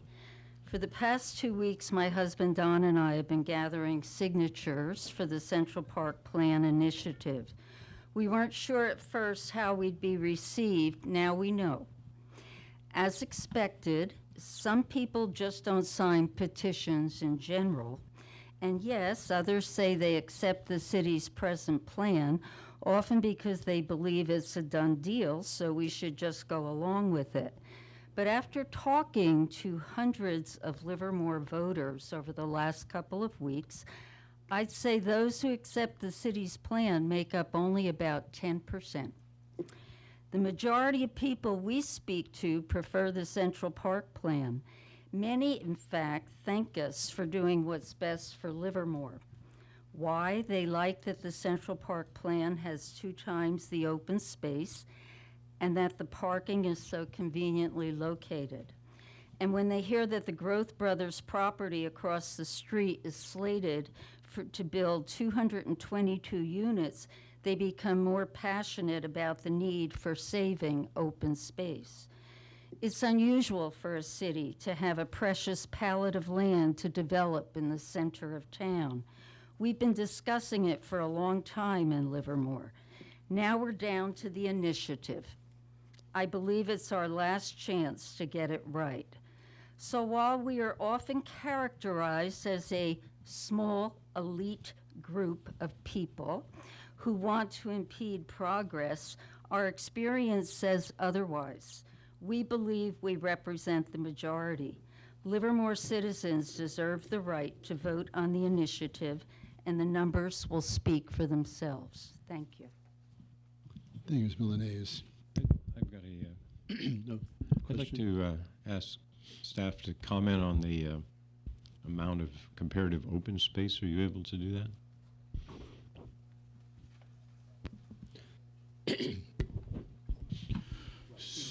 Yeah.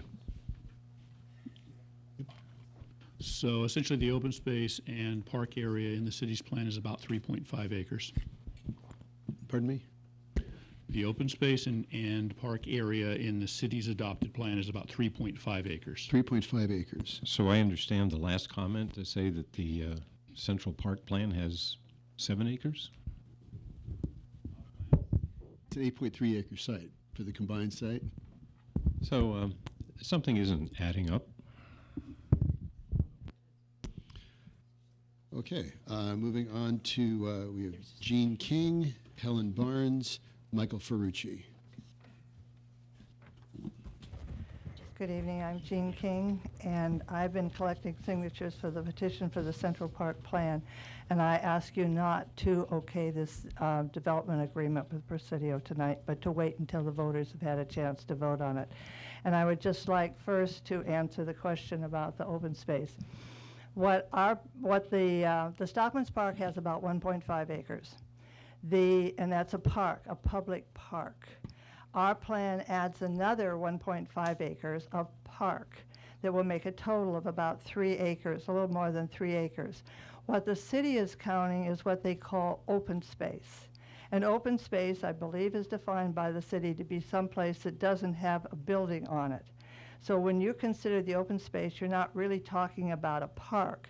You're talking about space between residential units on that property, or sidewalks, or things that don't have any buildings on them, but are not really public parks. So what we're saying is that we have more than 3 acres of actual public parks that are available to the public for their uses, and we hope they will be very much used, including the Stockman's Park and the Central Park. So I just wanted to clarify that. So it's a little bit of Can I ask you a question? Certainly. You're saying there's no building adjacent to the open space on the west side in your plan? Pardon me? Would you repeat the question? You said your definition of open space is there was no adjacent building. So are you saying? No buildings on that space is the way I understand the city defines it. So that if you on the city's plan, you have 4 residential units occupying there, and your county has, can I just finish? Sure. Thank you. And so that I understand that you are counting the space between the residential buildings as open space. And that's okay, that's fine, you can define it that way. But what we're saying, we say that that isn't really public park space. So we're defining public park. And our Central Park, which has not got housing around it and can have all sorts of activities and playgrounds and things like that on it, that's the 1.5 acres, which along with the Stockman's Park, which both plans have the Stockman's Park, then will be a total of more than 3 acres of public park. So Okay. no, it's not okay, because you have in your space bordered by a hotel and a science center, 2 buildings. So whether or not buildings border this space is not the issue. It's your definition that the park on the west side, parkland open space that the city has, is not such. And so it's an illusion on your part. You're not being honest. I'm saying, I don't think we should get into an argument about it tonight, but I am saying that open space that is just between residentials is not really public space. It's like somebody's front yard. I'm saying that space that, yes, may have a science center there, but that's a public building. It's not a residence. I think space that's around a residence is not considered public park. But if you have it a science center or a black box theater, then that qualifies as public park. Okay? All right. I guess can I have a few more minutes? Since We Mr. held the Smith- time. We held the time while you were talking. Thank you. Okay. All right. And I've been collecting signatures for the petition. And I found the same thing that Linda said also. The voters are very anxious to vote on this plan. This is their town. They want their wishes to really be heard. And it is important to delay this hotel agreement until the citizens have an opportunity to vote on the plan. Some voters do not know too much about the city's plan, but when they are given the chance to compare the 2 plans side by side, they favor the Central Park plan. I think I get more time. The very important component that the voters like is the public park. The Central Park plan has 3 acres of public park, which includes Stockman's Park and the Central Park from the Bankhead Plaza to L Street. This is a real park for the public, not just open space between housing units along sidewalks. Citizens like more parking near Livermore Avenue. Many say they don't like coming downtown now because there's not enough parking. The plans cannot go forward until there is parking to replace what will be lost with the new development. The new I Street garage needs to be finished first and is now scheduled for completion in 2020. Plenty of time to let the voters decide on the plan. I urge you to let the citizens vote on the plans for the downtown. This is a very important decision. It will have a lasting effect on our downtown and city. We have an exceptional opportunity to have a wonderful Central Park for everyone, but once it is filled with housing, that opportunity will be lost. Let the citizens of Livermore have the opportunity to make the decision before the area is developed and paved over. We don't want to Dublinize our downtown. Thank you. Helen Barnes? I've got a question from staff. Yes. Does the I Street garage need to be finished before the hotel is built? It does not need to be finished. Pardon? Does it need to be finished before the hotel is built? Right. No, it does not. Contrary to what was just said. Hi, my name is Helen Barnes, and I just wanted to say that I feel strongly that we all need an opportunity to vote for the hotel on the west side. And but one thing I was thinking about too, and you could help me with this, as a volunteer at the Bankhead Theater, there are times when some of our patrons are late getting into the theater because they've had trouble parking. If this new hotel happens, would there still be parking for our disabled patrons? Does anybody know that? I'm just worried about that, so that they have a place to be dropped off or can park their car to get to the theater in time. Okay. Yes. Thank you. There's more ADA, isn't there? There will be a drop-off area planned behind the hotel, so passengers can be dropped off very conveniently there. There will also be designated ADA parking, 7 or 8 spaces. More than what we have today. Yes. Michael Ferrucci, Lisa Tromovich, and Michael Frederick. Good evening, City Council members, audience. I'm just trying to relax after hearing Councilman Warner's comments to Gene King. I thought they were rude. I'm sorry, but I don't know what to say about that. I stepped out after the consent calendar and was out on the deck there, and I thought there was plenty of time before there was time to speak to this issue. And I walked in here, and there was just a couple of minutes of the review of the development agreement request, Presidio requesting a development agreement. I'm requesting a vote. I've talked to lots of people. I'm not collecting signatures. I did sign the Central Park Plan. I'm in favor of the Central Park Plan. I am not in favor of seeing a hotel on the east side. I'm in favor of more parking. I've talked to a lot of people. For instance, there's my wife, for one, who doesn't come down here and speak to this issue or any other issues, quite frankly, but she does speak to a lot of people. I've talked to a lot of people who don't come to city council meetings, who didn't go to the visioning process or any of the workshops, but they do have very sincere and committed feelings about what's going on. They don't know what you're doing, and you know, you can blame them for not being informed. But please, don't rush this. There's no reason to rush it. You've got citizens here that have signed this initiative. Please respect their wishes and don't rush into this. And John, Mayor Marchand, I'm sorry. There was a time when you helped me run for city council, and your attitude towards developers was quite the contrary. And I can't even repeat the words that you would describe developers. God bless Don Miller, who you introduced me to. And please, listen to the people that help put you here.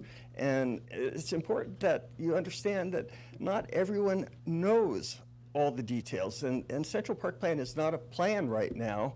I mean, it's on paper, you could see what it is, but it's going to take a whole lot of work, and you guys are going to have to, and ladies, I'm sorry, Trish, council member,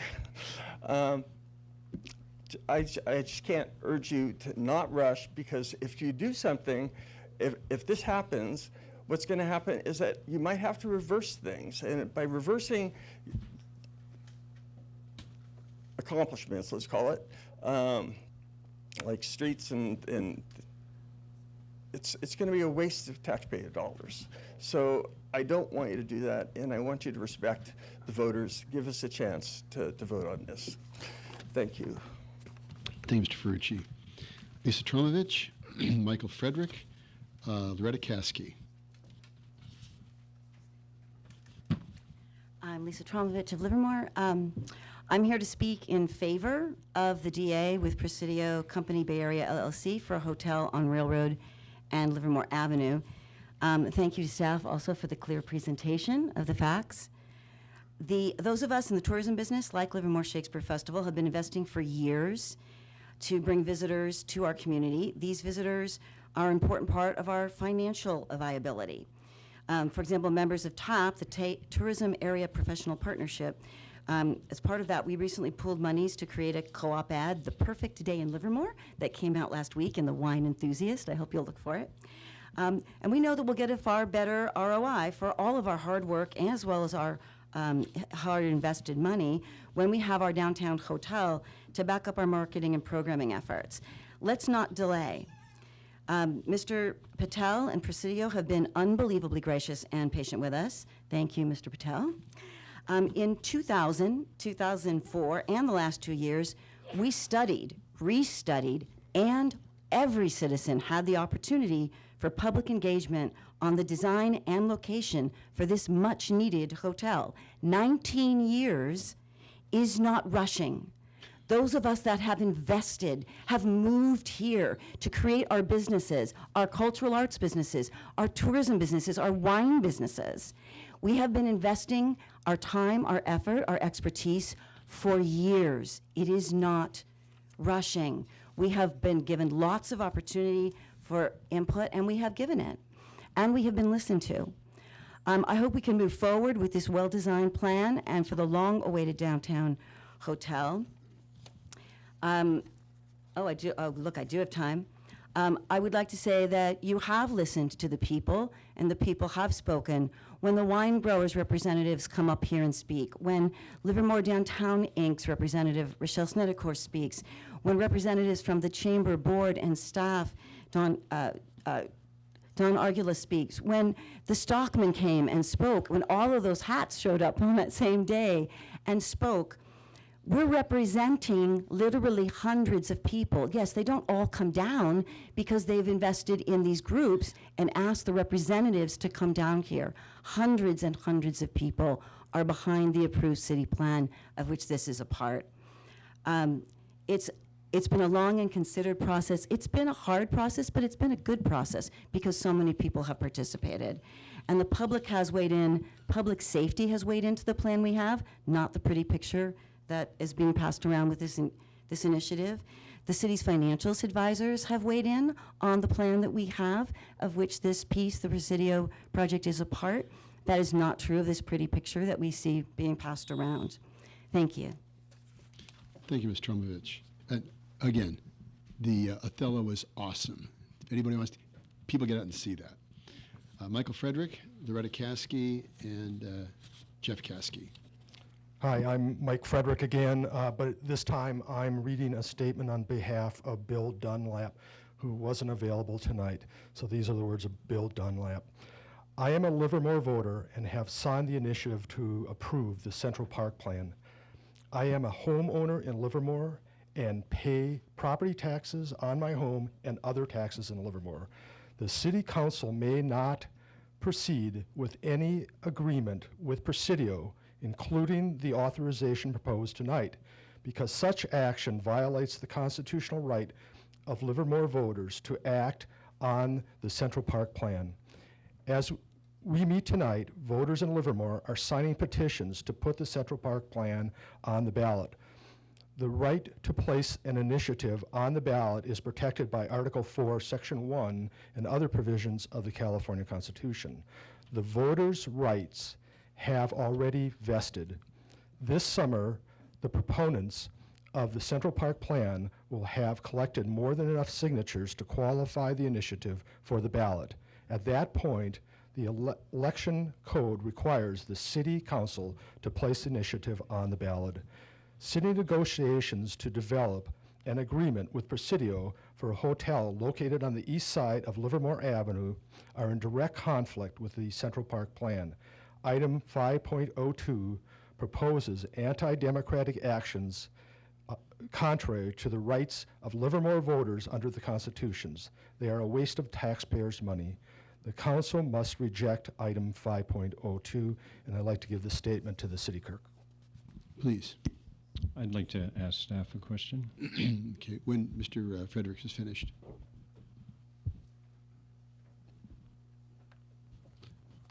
You may ask, but I'm reading this for Bill Dunlap, and I do not want to comment on his statement. I'm not going to ask you. He was going to ask the staff. Oh, I'm sorry. He's asking the staff. Sorry. Thanks. So in the same way, I'm not sure. It sounded like a lot of legalese, but I wasn't aware that Mr. Dunlap was a lawyer. Here's the question I do have for the city attorney.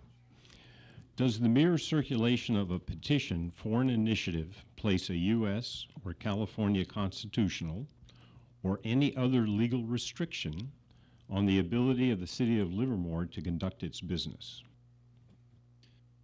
The answer is no, it does not. Second question. More specifically, is the council fully empowered to request staff to negotiate DAs with respect to all aspects of the approved downtown plan?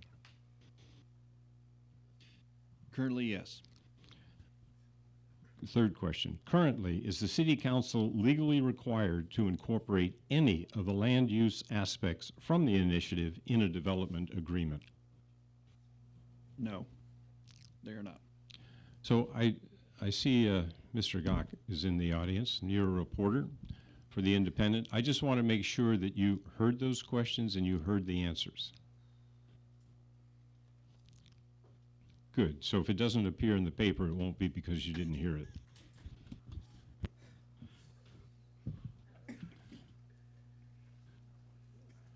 Finished? Okay, very good. Michael Frederick is completed. Loretta Caskey, Jeff Caskey, Asa Strout.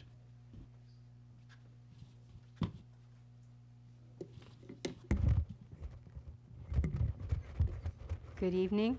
My name is Loretta Caskey. I live at 585 South K Street.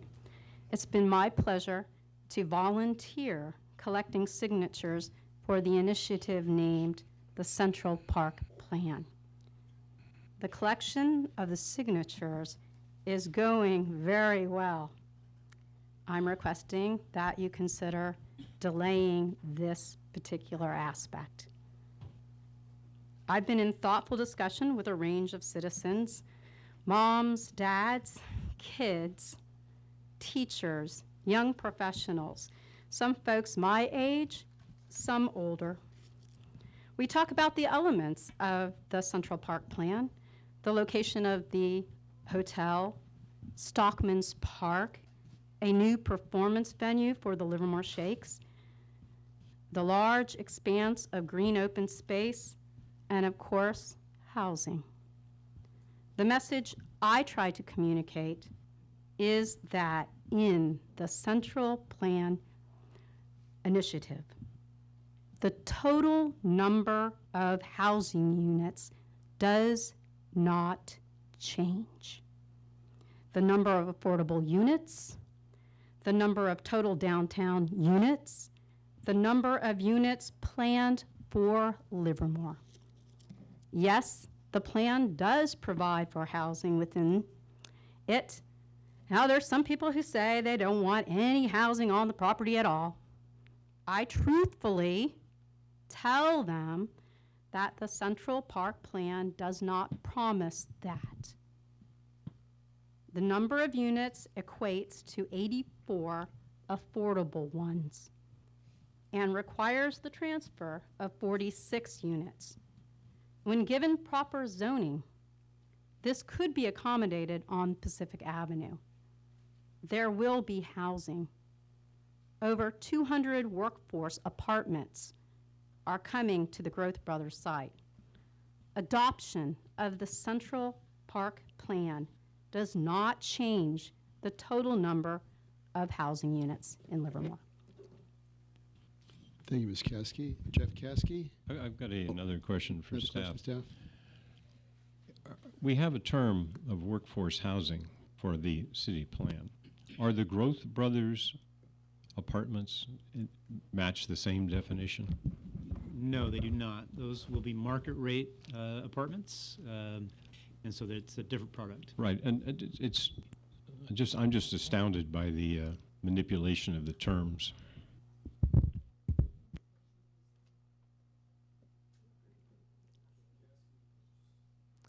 Back up. Jeff Caskey, Asa Strout, and John Stein. Mr. Caskey. Sure. Mayor and Council, and I guess I can't call you staff, so I'm going to try with the awesome team of excellence, achievement, and mastery, which the acronym there would be A-Team. There's an initiative currently gathering signatures, it turns out, to create a large downtown park and a West Side hotel in contrast to the East Side hotel the city is currently considering negotiating with Presidio. Indeed, an East Side hotel is your developer's stated preference, but you who have spent time in service to the city know that in order to get what is best for the city sometimes does mean pushing back. The push isn't really even that hard. Presidio has said that they would build on either side if asked when standing here at this podium.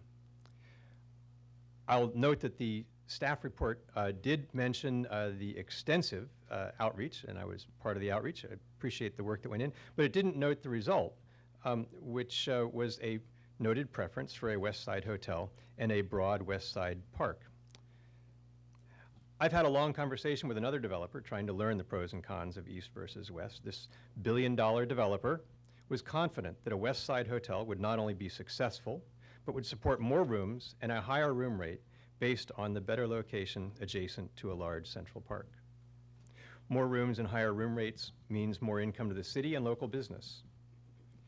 It was not his intention to push Presidio out of the way.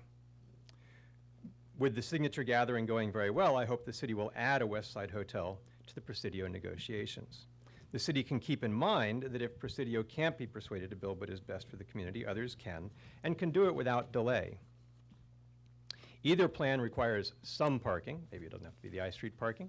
It's built first, and the city's own schedule shows that, showing that a hotel is not ready until at least middle of 2021. So keep Presidio at the table, but many thousands, not hundreds, thousands of Livermore residents are signing the initiative, asking the city to consider a better plan with more park and a better hotel. I hope you do so. I want to note that I don't believe that anybody is representing that the Growth Brothers site is for low income or moderate income residents. That's not what was stated. Thank you. Thank you. Asa Strout, John Stein, Doug Mann. Hi, Asa Strout. Apparently it matters. Homeowner, lived here, born here. Mom born here, homeowner. My cat lives here too. I don't know. So I just wanted to come out in favor of the DA. We need to move forward with this downtown plan. There is an initiative going on, but we are a democratic republic with representatives who have jobs to do on top of waiting for democracy in action. So until that moment where we take the vote, it is still an obligation for the city to continue doing their job and doing the work that they were elected to do, which is to represent the city of Livermore. And up until that point where there's a vote, either yes or no, then we can have that conversation of what the voters actually want. Right now, we're gathering signatures. I haven't signed the initiative. I don't plan to.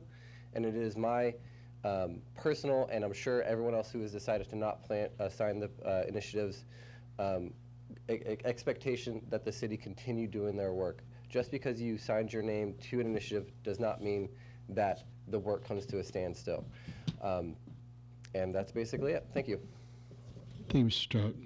John, John Stein, Doug Mann, Donna Caban.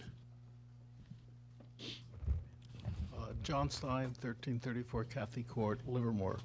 I have two questions. One is through the council to the city staff. Does this agreement or potential agreement carry any legal liability if the city were, after receiving signatures, adopt the initiative or conversely put it on the ballot? The second question is to the proponents of delaying. They've advertised in many ads saying that their actions would not delay the development of the downtown. And I have an abiding concern, if we delay long enough, we won't have to worry about planning the downtown. The city or the county will do it for us.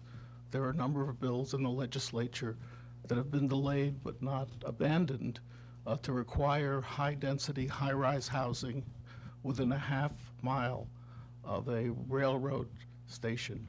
This is within a half mile of the ACE station. So the question is, what will delay do, and how can they show the internal consistency of saying that they're not for delay, yet optimistically say that this will not delay things? Thank you. Thank you, Mr. Stein. Doug Mann, Donna Caban, Susan Putnam. Good evening again. I think it's kind of sad that we lost an opportunity with the referendum to actually have the people vote on it. If that had happened and the vote had gone down, I don't think we'd be here still debating this. But since we didn't get that opportunity, it appears, and I think everybody knows, that it's essentially assured that we will have the opportunity to vote on the initiative. And the initiative, if it passes, will put you in a bind. It says that you have to put the hotel on the east side, on the west side of Livermore Avenue. You know, I continue to be just really bewildered about why you're so consistently in favor of only considering the east side for the hotel. It would make a hotel with less rooms. I mean, for the people talking about tourism, I'm in favor of tourism. I want more rooms, and you'd have more rooms with a hotel on the other side of the street, and you'd have all the parking there. We are seeing for the language regarding the planning for the hotel on the east side, that the parking that we thought was going to be there will probably dwindle away, and we'll be back to valet only. Regarding some of the other comments that have come up here, yes, they do sound legal in nature. I have no inside information, but to me, being here, seeing what I've seen over the past few years with the planning, it wouldn't surprise me a bit if the city did get itself into yet another avoidable lawsuit and a mess. The hotel, no hotel is going to be open for a couple of years, at least, down there. A West Side hotel does not have to take longer to build than the East Side Hotel. I hope you find your best wisdom and not agree to a development agreement tonight with Presidio. Thank you. Thank you, Mr. Mann.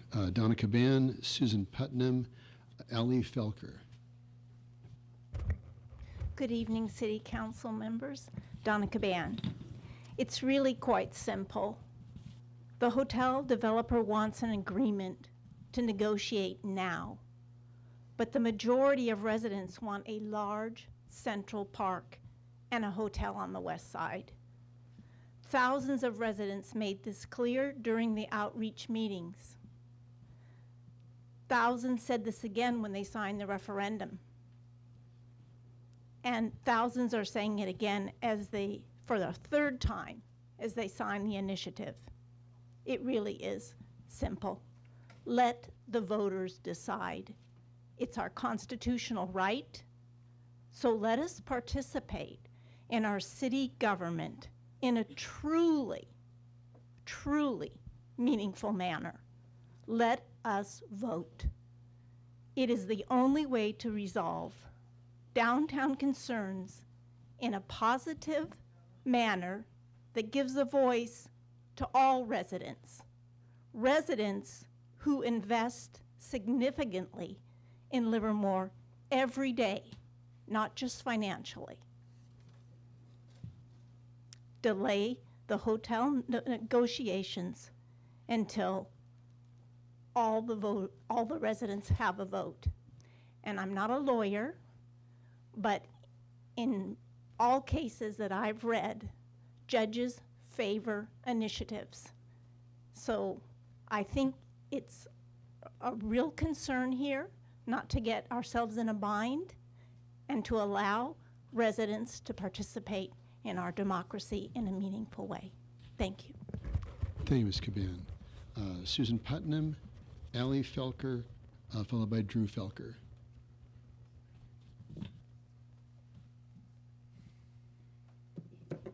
Good evening. My name is Susan Putnam. I'm a resident of Livermore. My husband and I bought a house here 10 years ago, and we knew we were joining a very special place, a very special community of good people. We could tell by the expansive hills, the beautiful budding vineyards, the many trails, the lovely downtown. We knew we were coming to a place where the people cared about their city, and that was so important to us. We also knew that having a city that balanced growth with open space doesn't always come easy, especially in the Bay Area. We know that there's pressure to build and pressure to innovate and pressure to grow, but this city has always treasured its open space, and so has its residents. I have been working for signatures on the Central Park Plan, and I've talked to many residents who are very disappointed right now. They feel specifically that the City Council has not listened to their requests for more open space in this plan. They feel they showed up at forums and that their voices were not heard and were ignored. And this is a very passionate and powerful feeling that they have. And as a result, they want to sign this initiative. They want an opportunity to have another voice to vote for this plan. The downtown plan needs a balance between housing, hotel, and green space. What could be more beautiful than a continuous green belt throughout our downtown and a central park that we can all be proud of for generations to come? And it's not just for us, it is for the people to come. We have to realize that even though we live here now and we think this city is for us, it is for the future. Respect the Livermore voters, allow them to vote on a plan. They are working to get that initiative through and that addendum through, and we would like you to respect that by not proceeding with the hotel until the voters have an opportunity to speak as well. Thank you. Thank you, Ms. Putnam. Ellie Felker, Drew Felker, Don Argula.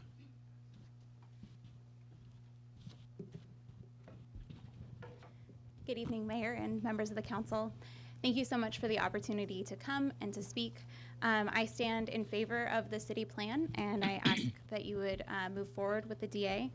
And I am very hopeful that anyone who is considering signing anything would also be aware of the facts. I actually have a hard time calling the Central Park Plan a plan. A plan is defined as a detailed proposal for doing or achieving something, and yet the lack of details that have been provided to the public by this so-called plan are quite astounding. I have asked both in person and online for items such as a budget, how that would play into the cost of the park. They included security that would come with that, the movement of an entire street. I would also like to know where the traffic studies were done on this so-called plan and the length of time it will take to delay this process. And the incredible high-density housing that even rivals Dublin that's written in the Central Park Plan. In speaking to someone, I noted that he stated, in speaking to a volunteer who I actually had a really pleasant conversation with, he stated that he was unwilling to compromise, and I find that to be very consistent. So I'm very thankful for your willingness to compromise and the amount of work that was put into creating this downtown plan. I am thankful for the time that was spent on it, and I'm also thankful for the opportunity that I had to participate and to let my voice be heard while the plan was being constructed. I understand that there are some who strongly desire to leave a legacy in this town, and I hope that they would leave a legacy that is achievable and one that will actually come to fruition. Thank you so much for the work that you've done. Again, I hope that you will move forward in building this downtown that we can all enjoy for generations to come.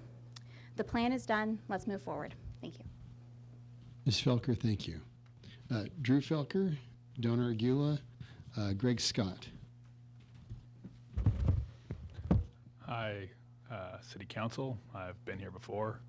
I really like the hotel. I like where it is. I think we should get it built. I think that anyone trying to stop it from happening is terrible and disingenuous and is really malicious to the community, because we've been trying to get this done for years, and they sat in this room with me coming up with ideas, saying all sorts of promises they wouldn't fight it, and here they are paying people to go get signatures, claiming they're volunteering, and that's it's amazing. It's amazing. When I was a kid, I was taught not to lie, not to try to steal from my friends, and so here I am trying to defend the young people, who all the young people I've talked to except one are very in support of putting a hotel down. Actually, no, all of them are in support of a hotel. Some of them don't want a housing. So anyone I've talked to under the age of 55 is in support of a hotel because we really like it and we're hoping to be alive when it gets built. So please move forward so we don't have to wait another 20 years. Thank you. Thank you, Mr. Felker. Don Argula, Greg Scott, and Josh. Good evening, Dawn Argula, CEO of the Livermore Valley Chamber of Commerce. I just want to echo comments that were made earlier by Ms. Henkelman from the Wine Growers and Lisa Tromovich from the Shakespeare Festival. And thank you to staff for reviewing the comprehensive outreach and activities that have been going on for the last almost 5 years, really, when this whole thing first started. So here we are 5 years. I'll be with the Chamber 3 years in August. If you had done something 2 years ago, we might see that hotel in the ground today, but here we are again. Feels a little bit like Groundhog Day. So yeah, more time I don't think is going to get us, any further. I respect people's right to collect signatures and initiatives and things like that, you know, good for you. But at some point, I think that it begins to disrespect the process that has already occurred and all of the time and effort that were put in by many, many people and our city and the city staff and others at great expense. It was pretty thorough and pretty comprehensive. We're pretty satisfied with the outcome. In fact, surprisingly, it surpassed what our expectations were originally because we were just really waiting for the long-planned luxury landmark hotel, housing, and sufficient parking. But now we have this great additional access with Veterans Way, new commercial space, green public open space, and a memorial park. And the Cultural Arts and Science Center complex. All of this while satisfying the city's repayment to its housing trust fund used to purchase the land. Thank you for seeking the greatest return possible on investment of precious public dollars. This will truly be a community legacy when it is completed and enjoyed and appreciated for years to come and generations. And then we'll look back and say, what was the hoo-ha all about? This is awesome. But on point with the hotel, I do want to tell you that I continue to hear from folks in the winery industry and other visitor destination type of organizations who miss out on some opportunities because folks are really looking for that destination experience accommodation when they come here. As lovely and wonderful as our highway hotels are, it just is not quite the same. It doesn't, complete that whole experience when they come here to visit.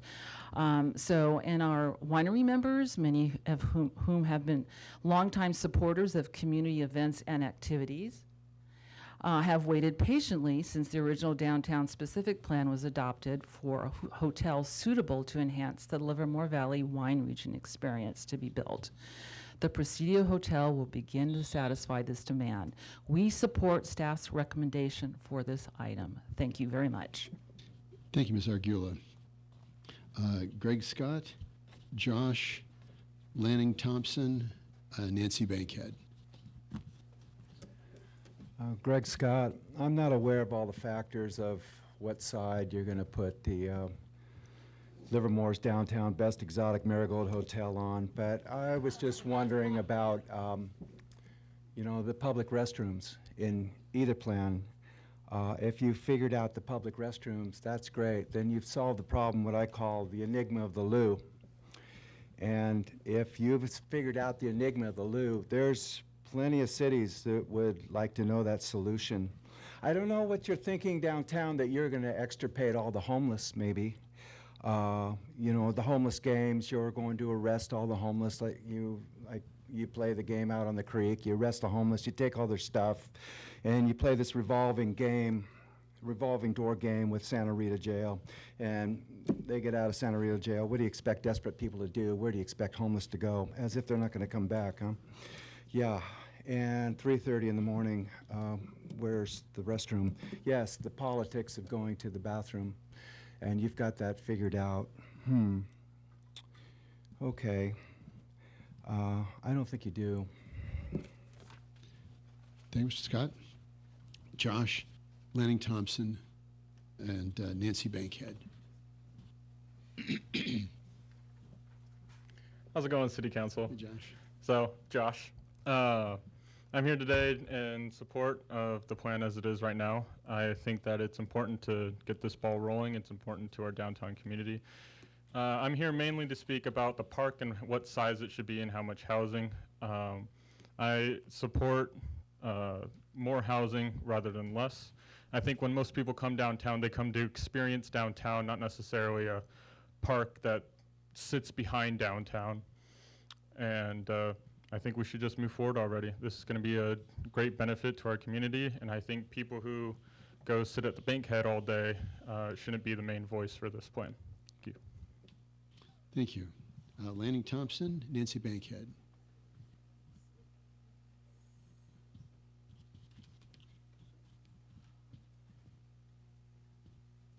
Good evening, Mr. Mayor and council members. I'm Lanning Thompson. Which does our city core really need right now? A spread out hotel and some more open space, or apartments for moderate income families that work in our schools or health centers? As a longtime board member and officer of Interfaith Housing, I want to point out that placing our boutique hotel next to the Bankhead just makes sense because the Livermore Central Park Plan initiative would cut the affordable downtown housing to 84 studio-type units instead of the city's planned 130 one-story, 2- and 3-bedroom apartments of varying sizes. Proponents of the Central Park Plan initiative justify reducing that housing by noting that it was the least popular of the downtown components chosen in the 2017 community engagement process. However, the majority of the individuals who expressed their preferences at those workshops were secure in their own homes and weren't fully aware of the growing need for apartment buildings. During the last 2 years, the need for affordable housing has vastly increased to the point where our state legislature is currently considering a dozen different bills to deal with the housing crisis. Shouldn't Livermore be doing its part? Jobs have been steadily increasing in the Bay Area, but housing isn't keeping up, especially since we started out with a deficit caused by municipalities discouraging the development of apartment buildings under the notion that it was more important to preserve neighborhood quality. The lack of housing and resulting sky-high rents are making it difficult for employers to attract and retain workers, and young people can't afford to live in our community. Homelessness in our county has increased 43% since 2017, with the lack of affordable housing being a major factor. Do we want to cause more homelessness? In addition, the ongoing opposition from the collaborative known variously as the Citizens Group, Friends of Livermore, the Livermore Community Group, and now Citizens for a Livermore Central Park has caused so much extra work for our city's planning department that the development of Interfaith Housing's 140-unit apartment building for low-income seniors at the end of Pacific Avenue has been delayed almost a year. Please go ahead with your plans. Thank you. Thank you, Ms. Thompson. Nancy Bankhead, Carl Winty. Hi, I wasn't going to speak tonight, so thank you for letting me. I'm Nancy Bankhead. I represent myself. I do not represent the Bankhead Theater at this time. The park itself is not maintained by the City of Livermore. It's maintained by the downtown district.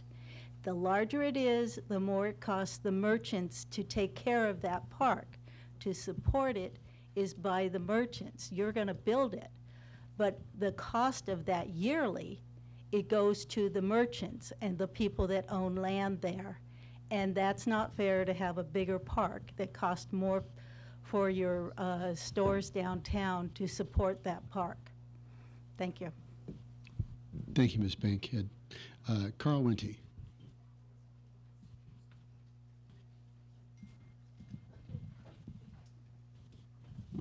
Standard order, sir. Mr. Mayor, Council, awesome team of people that do a great job for the City of Livermore and your intergovernmental partners and business partners. I salute you. Wow, there's lots going on. I want to quote, I think it was Mr. Stein, but I don't know where he came from. Mayor, may my words not be too sharp, as I may have to eat them later. Don't totally want to, and I'm willing to discuss them, for discourse is awesome. Remember Mark Twain says there's lies, damn lies, and statistics, but then we can go to Dante, and we can go down into the inferno of Dante, and we start out with a noble pagan. They were born at the wrong place at the wrong time. They didn't know JC, so they're already in purgatory. That's just bad. I don't totally understand Plato, Aristotle down below, but you know, it's Dante. He's writing a book. He's calling it a guide. And then we get to the sloths, they're a little bit lazy. And then we get to gluttons, they're taking too much. And then we get to violence against man. And then we get to violence against God. And then we get to those that deceive their fellow man. And then we get to treason. And then we got Judas, Cassius, and Brutus encased in ice sitting with Mr. D himself. But so violence against God, and then below that is deceiving your fellow man. So, Mr. Ferrucci, I'm not talking to anybody else but you all, but he has sold me so many guitars, there's so much music there, and I think of this song, you tell me lies, lies, lies. I'm so bad at singing. Sweet little lies. Stop, like, let's own what they are. 84 units, at what density? That needs to be answered. At what density, at what size? Ferrucci, I can't talk to him. He said it's not a plan. He was right, it's not a plan. It is a drawing on a piece of paper. 10%. Prefer one side. No, you're thousands of people or just a few people. I'm speaking to a lot of people. I have 3 cousins, sub 30. They just moved into town, right? Cultivating that and listening. I do want to listen to what people are saying, but do not speak for the majority. I'm not a resident. I get that. I can't vote on any of this. What is open space? We should expect an elegant definition of how open space is calculated so we can just push away this blah. Elegant definition of what is open space. The collection of signatures is not more than capitalized democracy. Yay! We are a democratic republic of the people, for the people, by the people, with the 3 stools. The legislative, the executive, and the judicial. Yes, we can capitalize democracy and let people from Oregon come in and define our laws about who can marry who. Yay! Initiative. Good. You're going to get the signatures. I get it. Thanks to the city.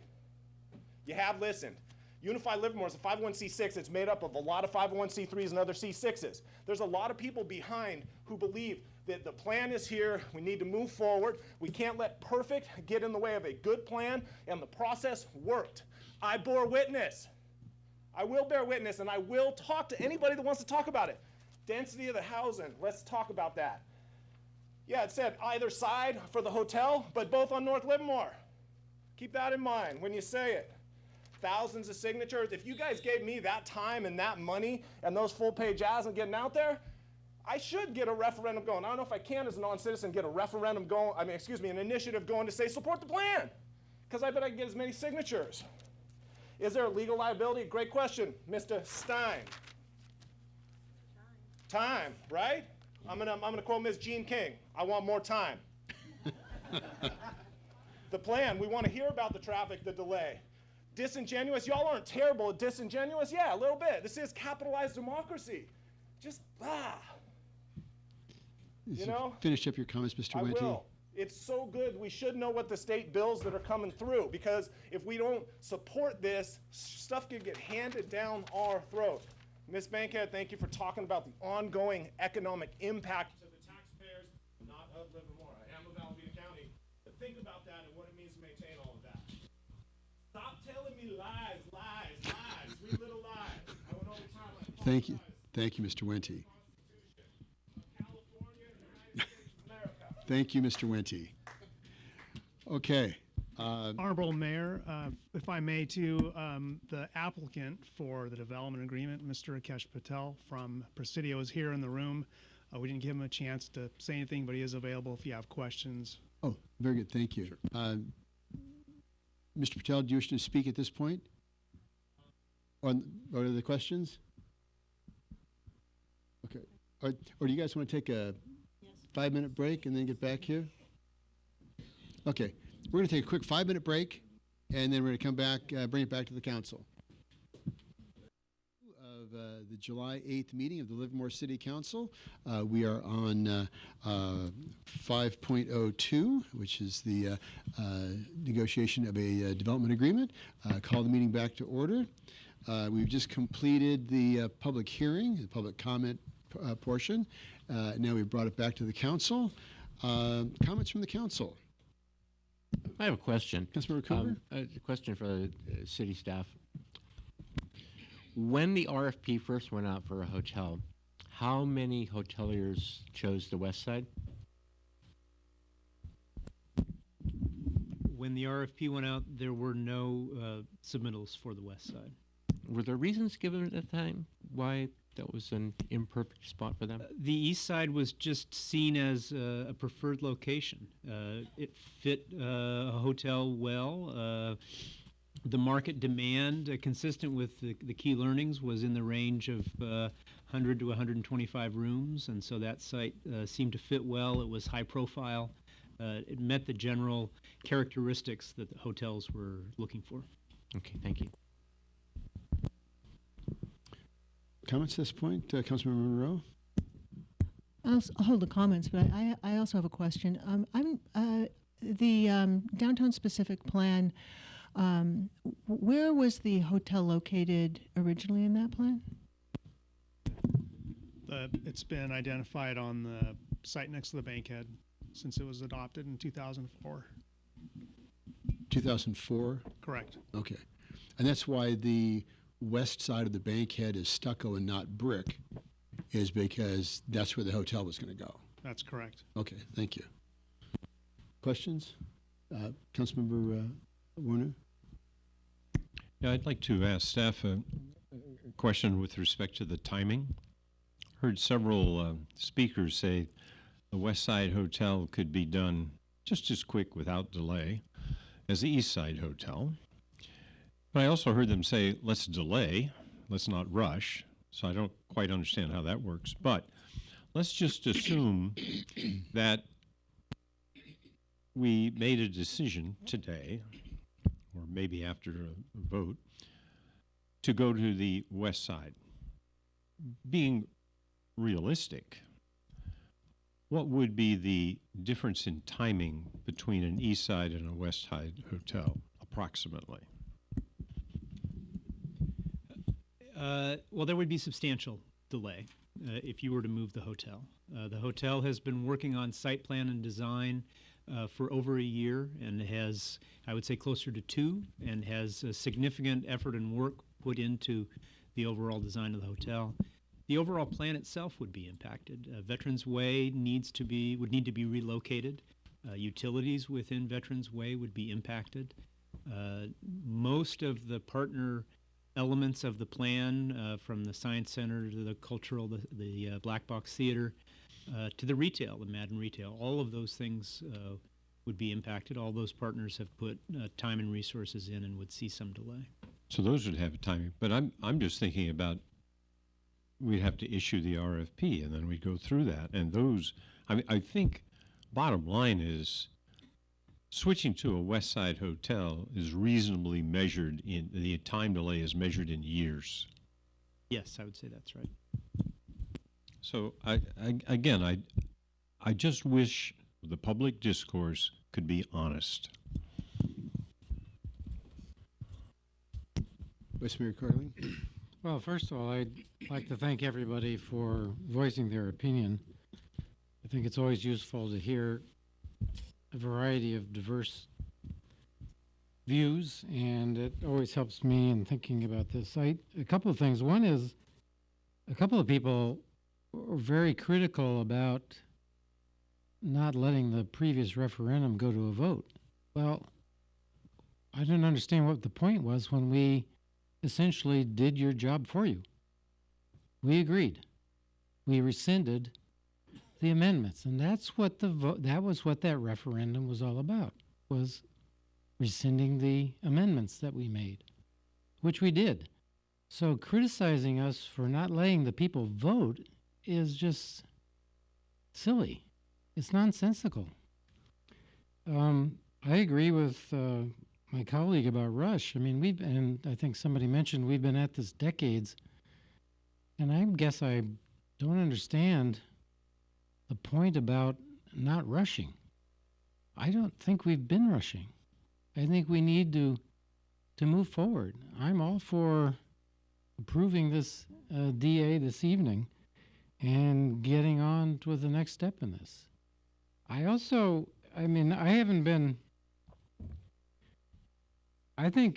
appreciate the people that have been working to collect signatures and so on, and I think the residents here that are doing that, I think, are probably doing a reasonably good job. The people that I have a problem with are the people that you've paid to gather signatures. I mean, the first thing I got out of one gentleman's mouth was that we, all 5 of us, are on the dole to the developers. Well, that's just so insulting. And that was their opinion. In fact, they repeated it to my wife the next day because she ran into the same group in a different location. That we're all a bunch of slime bags and we're on the dole to the developers. Well, again, that's just a terrible thing because none of us, or at least I can speak for myself, have never gotten a dime from any developer.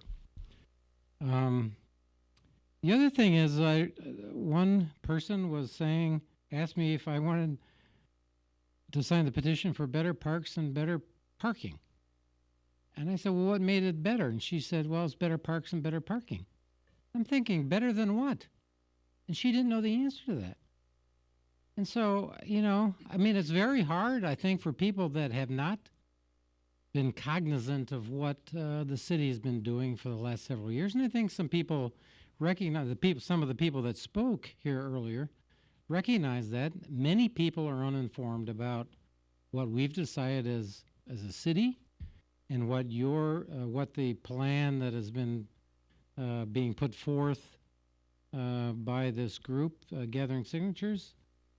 And so I don't think these people really don't know and really don't understand. And it's easy to say, okay, better parks and better parking. Sure. Why not? Well, that's a little hard to argue unless you know the details.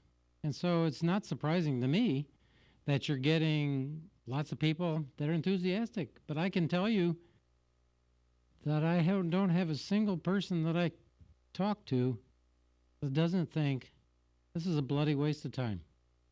That we've made a decision, we, the city council, has made a decision to the point made by some people earlier, that this is a democratic republic. You've elected us to make the decisions, and we base our decisions not just on what a few people have said to us. We do it based on listening to the experts. I'm not a developer either. I've never built a hotel. So we brought in the experts to tell us what they thought was the best option. And by the way, at the end of and I will say this, we had 19 people on the steering committee that my colleague, Councilmember Warner, and I chaired. I think 4 people were for the plan on the west side. The other 15 either didn't have an opinion or were for the east side. And that, yes, I suppose you could say that many of the people that in the outreach were in favor of a west side slightly over the east side. But on the other hand, we have to take into account other factors. What's it going to cost the city? What is it in terms of our financial outlook? I think the previous councils have done a wonderful job in balancing and helping to balance the budget for this city. And I don't think that we, this current council, is in a position to upset that. And I think that if we were to stop what we're doing today and move to this other plan, it would cost you, the taxpayers, a heck of a lot of money and time. And we would not be any farther along than we are today in several years from now. So I'm all prepared to move this DA forward. Member Warner? I have similar sentiments, and my own experience with a couple of the petition gatherers, the paid ones, is I'm not being told the truth, frankly. And I would just like to remind you that are gathering the signatures, first, that an individual responsible for circulating a petition is breaking the law if false or misleading statements are made to get signatures. Second, given the number of complaints that have been made on social media and elsewhere, you must be aware that false and misleading statements are being made by your groups of signature gatherers. So my question is, what are you going to do, what do you and your organization do to prevent this criminal activity from continuing? I'd really like to see an answer to that. We saw it in the referendum, documented on video. You keep doing it. It's outrageous.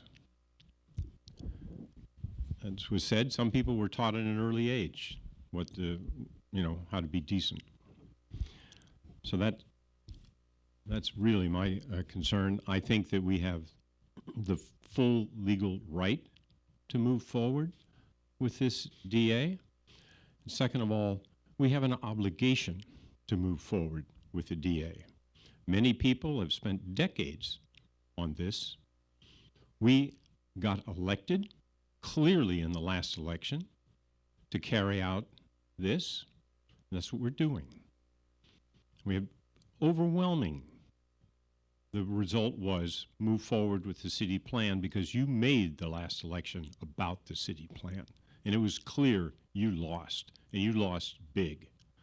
So I feel we have the legal right and the obligation to our citizens of Livermore to move forward and to stop you from continuing to hold up this progress. Councilmember Coomber? I'm fully in accord with the other Bobs. We are.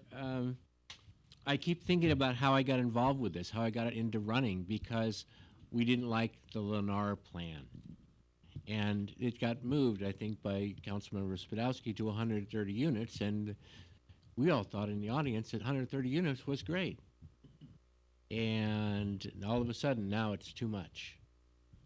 When we talk about this hotel, there was not only public workshops, public meetings, a steering committee, which many members who spoke against us approving a development agreement tonight were members of that steering committee. What came out of that steering committee were what we're trying to pursue. Anything else seems superfluous to me. It's certainly your right to do so, but since there is nothing in place at this point, I disagree and would love to disagree with him personally, but he's not here tonight, but with Mr. Dunlop, that is unconstitutional. I'm sorry, what constitution is he reading? He's not one that I've ever seen, and I've studied constitutional law, spent a lot of time with it. I think this developer, Mr. Patel, has been the most patient developer I've ever met. I'd have left town for Dublin about 3 years ago. And I don't have any idea how he manages to do this and still stay fairly quiet and just get his work done. But the fact is, we have wineries, we have small businesses, we have people who need a hotel downtown, who want a hotel downtown. The West Side Hotel, as you just heard, had nobody bidding on the spot. And it's nice to come up tonight with an idea that perhaps there's somebody out there that does want it after all, but we have an agreement with Presidio to pursue it with them. That's what's been on the table. And we're not going to go backwards and put this out for an RFP again. I'm just not willing to do that because it puts the wineries at risk. Everything they put their money into to run their businesses, can only enhance the downtown. And I'm more than willing to go ahead with this tonight. Councilmember Monroe? So, for some reason, the song If I Were a Rich Man from Fiddler on the Roof keeps going through my head. I don't know why, but it's the last week or so, it's just been going through my head. Just thought I'd say that.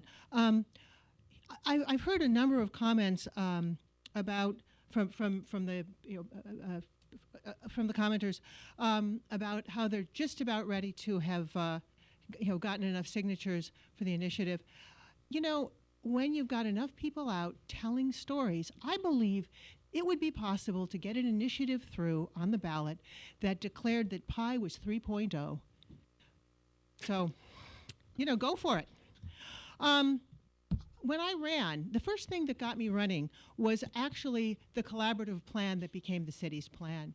And what made me angry about the pushback on that was the misuse of statistics. And it was the misuse of the people who said, and I heard them here tonight, say, oh yes, the people who responded to that wanted the West Side Hotel. First of all, it's not the same West Side Hotel as it's in this plan, but let that pass. We will note that it went from East Side to West Side to Railroad Side. Who knows why, except maybe there's a goal not to get anything built at all. So that made me angry going back, because here's the thing. If you look at it wasn't a random sample.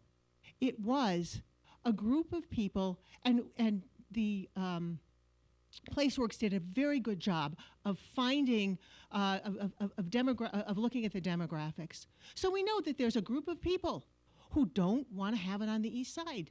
They're here tonight. Hi, guys. It doesn't mean it's the right place for it. That was disturbing. And so ultimately, I wrote an op-ed. Ultimately, that got me to where I am now. It was the catalyst that started this. And here's the thing. I walked the streets of Livermore asking people for votes. I didn't stand waiting for people to come up to me. I walked streets. I walked precincts. I knocked on doors. And you know what? When I mentioned this came up about as often as the homeless issue did, which I find a little disturbing, because when you're really putting the location of a hotel equal with taking care of people, that's a problem. So it came up. And what was said about 90% of the time was, how do you feel about it? When I say, I just want to get it done, they go, oh, thank God.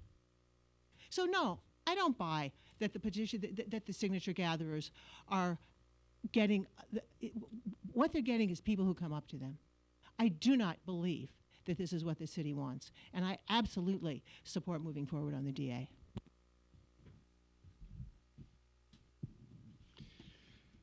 Wow. Thank you. Thank you. And you guys were so good tonight. I mean, you really were. I want to say thank you. I mean, everybody gets it. We moved this meeting along a lot faster because it just moves. This has been a rough week, let me tell you. Rough week, month, yeah. And I was struck. I have to say that I agree with a lot of what just about everybody said tonight on both sides, which sounds, how can that be? Ms. Putnam said that people are disappointed. They're really disappointed. Well, because for the last year, there have been full-page ads saying that they should be disappointed. They're misinformed ads, but they're saying that people should be disappointed. As the Vice Mayor pointed out, they should be disappointed because they didn't vote on the referendum. They got what they wanted. We adopted the referendum. We saved $750,000, and by the time this whole thing is said and done, really, the leadership of the Bankhead Theater will have spent almost $750,000 trying to manipulate the voters of Livermore. The leadership of Livermore Performing Arts is financing this, and I think that's very disturbing for me. Michael Ferrucci, it is not a plan. Absolutely, this is not a plan. What we did, the city spent $500,000 doing outreach where we heard from thousands of people to get input from them. And there were 19 groups represented on this steering committee to figure out what the community wanted. And we developed this unified plan. What outreach took place on this drawing? Where's the financial analysis on this drawing? Where's the traffic analysis on this drawing? It's not there. Talk about disappointed. As the Vice Mayor pointed out, I've walked up and spoken to a lot of these people that are gathering the signatures. And it harkened back to when David Rounds, the president of Friends of Livermore, told us in this very chamber that he wrote the scripts for the signature gatherers.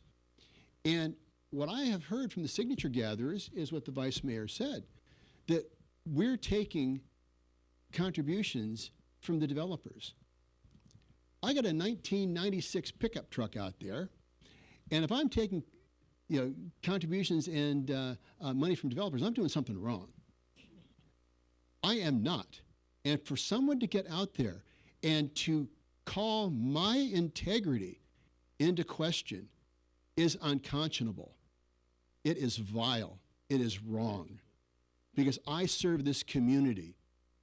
That's why I'm sitting up here. And to have people scripted to say that this council is corrupt is wrong. To the point about the West Side Hotel versus the East Side Hotel. When we submitted RFPs, we got 14 responses for the RFP. No one had a hotel on the West Side. It was the East Side. And in this very chamber, one of the members that sat on that steering committee, one of those 19, Lynn Sepulus, stood there on December 10th, 2017, and said one of the few things that almost everyone agreed upon, was that the hotel had to have an iconic presence on South Livermore Avenue. Donna Caban said, we heard from thousands of people. Tamara Royce, thousands of people. Yes, thousands of people said the hotel had to have an iconic presence on South Livermore Avenue. Nowhere in the entire outreach process was it ever brought up to have a hotel on Railroad. That never came up in the discussion. As the members of that committee outreach agreed, the hotel had to be on South Livermore Avenue. And what I think is remarkable is that this initiative specifically prohibits that. The one thing that everybody agreed upon is specifically prohibited in the initiative. The comment about micro units, the one thing that nobody liked in the outreach were micro units. And what's really disingenuous is on this, on the map that was being presented at by the signature gatherer, it said multi-family housing. Multi-family housing. They're 84 units. They're 400 square feet. That's a family in a two-car garage? I don't think so. We heard loud and clear that the community did not want micro units. Thousands of people said that. And now all of a sudden, the narrative is being rewritten. I love the comment about don't Dublinize downtown. Well, I'm sorry, the downtown Dublin is about 80 units to the acre, and what this initiative is proposing is 150 units to the acre. And we heard over and over again from thousands of people that they did not want densities that high. And now we're hearing a completely different narrative. I'm disappointed. I'm disappointed in the misinformation that's out there. I'm disappointed at the attacks. Michael Frederick mentioned that he took offense at the attacks on the signature gatherers for misinforming our public. And yet there's no issue about maligning and questioning the integrity of those of us that are serving this community, who, by the way, we were elected to serve this community, to make the decisions for the community. That's why we're up here. And to accuse us of being on the take is beyond offensive. We have somebody here that wants to build a hotel. No one has suggested building a hotel on Railroad. No one has suggested building a hotel on the West Side. We up here are trying to get something done. That's why we're up here. We were elected to get something done, and that's why we're here. I love the term capitalized democracy, because that's what we're seeing. It's how big is your checkbook and how many people can you pay to collect signatures and to lie, to pay people to lie about the people that were elected to represent this community. That is offensive. So I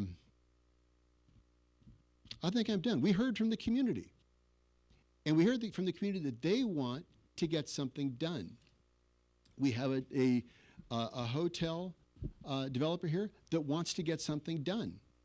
And what he has asked us to do is to negotiate a development agreement so that we can start to get things done in the downtown. Because if we keep delaying, I assure you that nothing will get done in the downtown. And then people are going to come back to us and complain why there's still a dirt parking lot out there, because we're trying to get something done.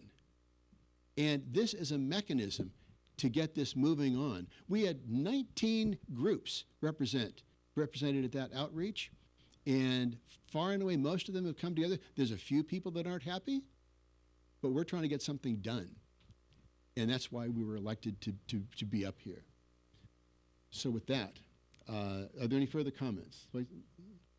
Do I have a motion? I'll move we accept staff recommendation. Moved by Vice Mayor Carling, seconded by Councilmember Monroe. Any discussion on the motion? All in favor? Aye. Aye. Any opposed? That passes unanimously. Thank you very much. Thank you.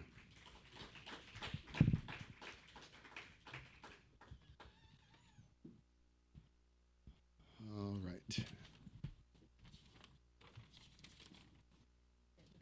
Moving on to 6.01.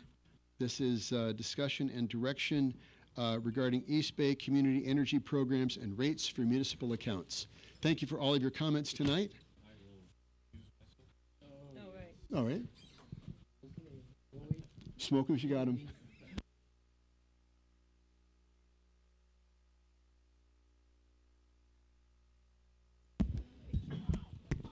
Okay, just to acknowledge for the record what just transpired, Councilmember Warner did recuse himself from this particular item based upon his employment. Okay, very good. Thank you.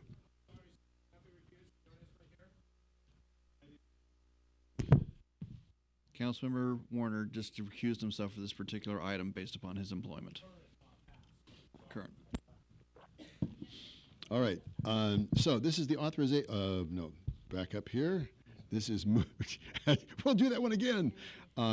Okay, this is 6.01. This is discussion and direction regarding East Bay Community Energy Programs and rates for your municipal accounts. Once again, we have Scott Landfear and Judy Erlinson. Good evening, Mayor Marchand and members of the City Council. East Bay Community Energy, also known as EBCE, is a local electricity purchaser in Alameda County. EBCE's goal is to provide cleaner, greener energy at lower rates and to reinvest earnings back into the community. The City Council agreed to participate in EBCE in 2016, and EBCE began providing service to the City of Livermore municipal electricity accounts in June 2018. EBCE currently offers 3 options for the city's municipal accounts. First, Bright Choice for 85% carbon-free energy. Second, Brilliant 100 for 100% carbon-free electricity from hydropower, wind, and solar. And third, Renewable 100 for power from 50% wind and 50% solar in California. The city's municipal accounts are currently enrolled in Bright Choice at a cost of approximately $593,000 per year. This represents nearly $12,000 in annual savings compared to purchasing electricity from PG&E based on past consumption trends. On April 22nd, the City Council requested information regarding the options to enroll all of the city's municipal accounts in either Brilliant 100 or Renewable 100 programs to procure more renewable and carbon-free electricity through EBCE. If the City Council were to choose to enroll all municipal accounts in Brilliant 100, the cost would be approximately the same as purchasing electricity from PG&E. If the City Council were to choose Renewable 100, it would cost approximately $85,000 per year more than the cost of purchasing electricity from PG&E. Should the City Council choose to opt all municipal accounts up to Brilliant 100 or Renewable 100, then later choose to opt back down to Bright Choice, there is currently no financial penalty except for the lag time at higher rates due to billing cycles. However, if EBCE has forecasted demand and procured one type of load over the long term, and then the City Council later makes the change back to Bright Choice, EBCE may incur additional costs, which in the future might be passed on to the city. At this time, staff is recommending that the City Council provide direction on EBCE rates and program enrollment for the city's municipal accounts. Thank you for your consideration, and both Livermore and EBCE staff are available for questions. Questions? Okay. Let's say I have no comment cards, so there's no public hearing. Right. So I was the person who made, or the council member who made the request, and I wanted to, based on this information, recommend that, and I can make a motion or we can just discuss it for a little while, that we move to the revenue neutral Brilliant 100 choice. That I believe what that does is, I would kind of like to move up to Renewable 100, but I do not feel that that is, it incurs a fair bit of cost for the city. I don't feel that that is something I wish to recommend. I do feel that moving to the Brilliant 100 doesn't cost us, stays revenue neutral, and it sets an example for our the residents here who we've asked to do the same thing. It seems to me that we should be following or setting the example, and so that's what I'd like to recommend. Should I just go ahead and make that motion, or should I let comments? Any further discussion? I would agree with Brilliant 100. Okay, make a motion. Make a motion. We'll let you do it. Fine then. Okay, I would like to move that the city move to Brilliant 100 in the EBCE program, effective whenever that is possible to take place. Is there a second? I'll second. Okay, moved by Councilmember Monroe, seconded by Councilmember Coomber. Any discussion on the motion? All in favor? Aye.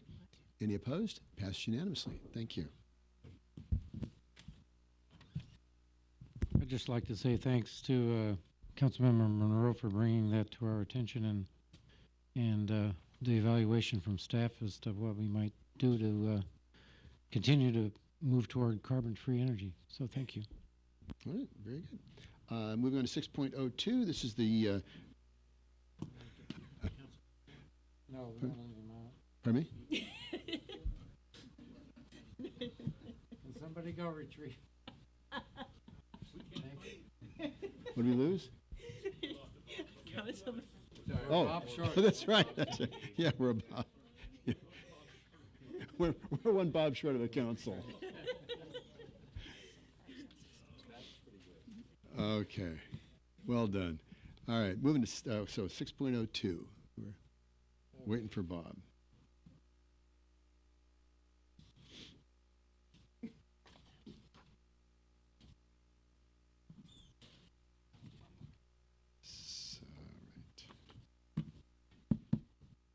You're back. We won't tell you what happened. Okay, 6.02. This is the reuse of this building after we're out of here. Yes. Okay, very good. So this is, we have Scott Lee and Captain Sarsfield. Yes, good evening, Mayor, members of the council.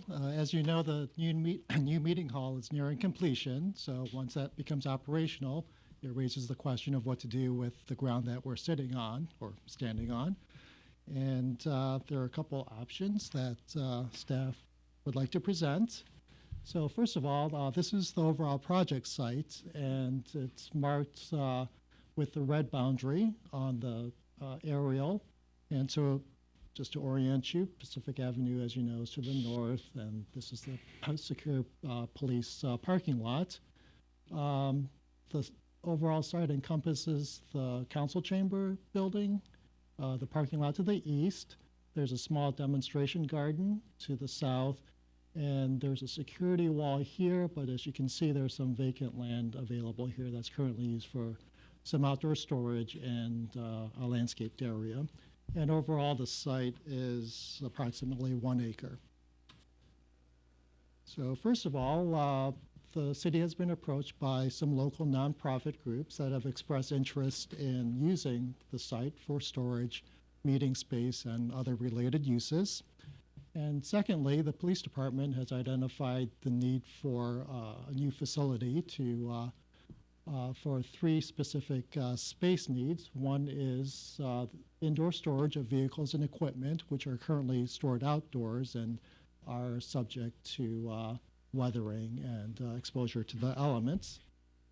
Secondly, there's a need for property and evidence storage. Currently, the storage is over at the Corp Yard on Robertson Park Road at the Public Works process, so logistically that presents some challenges.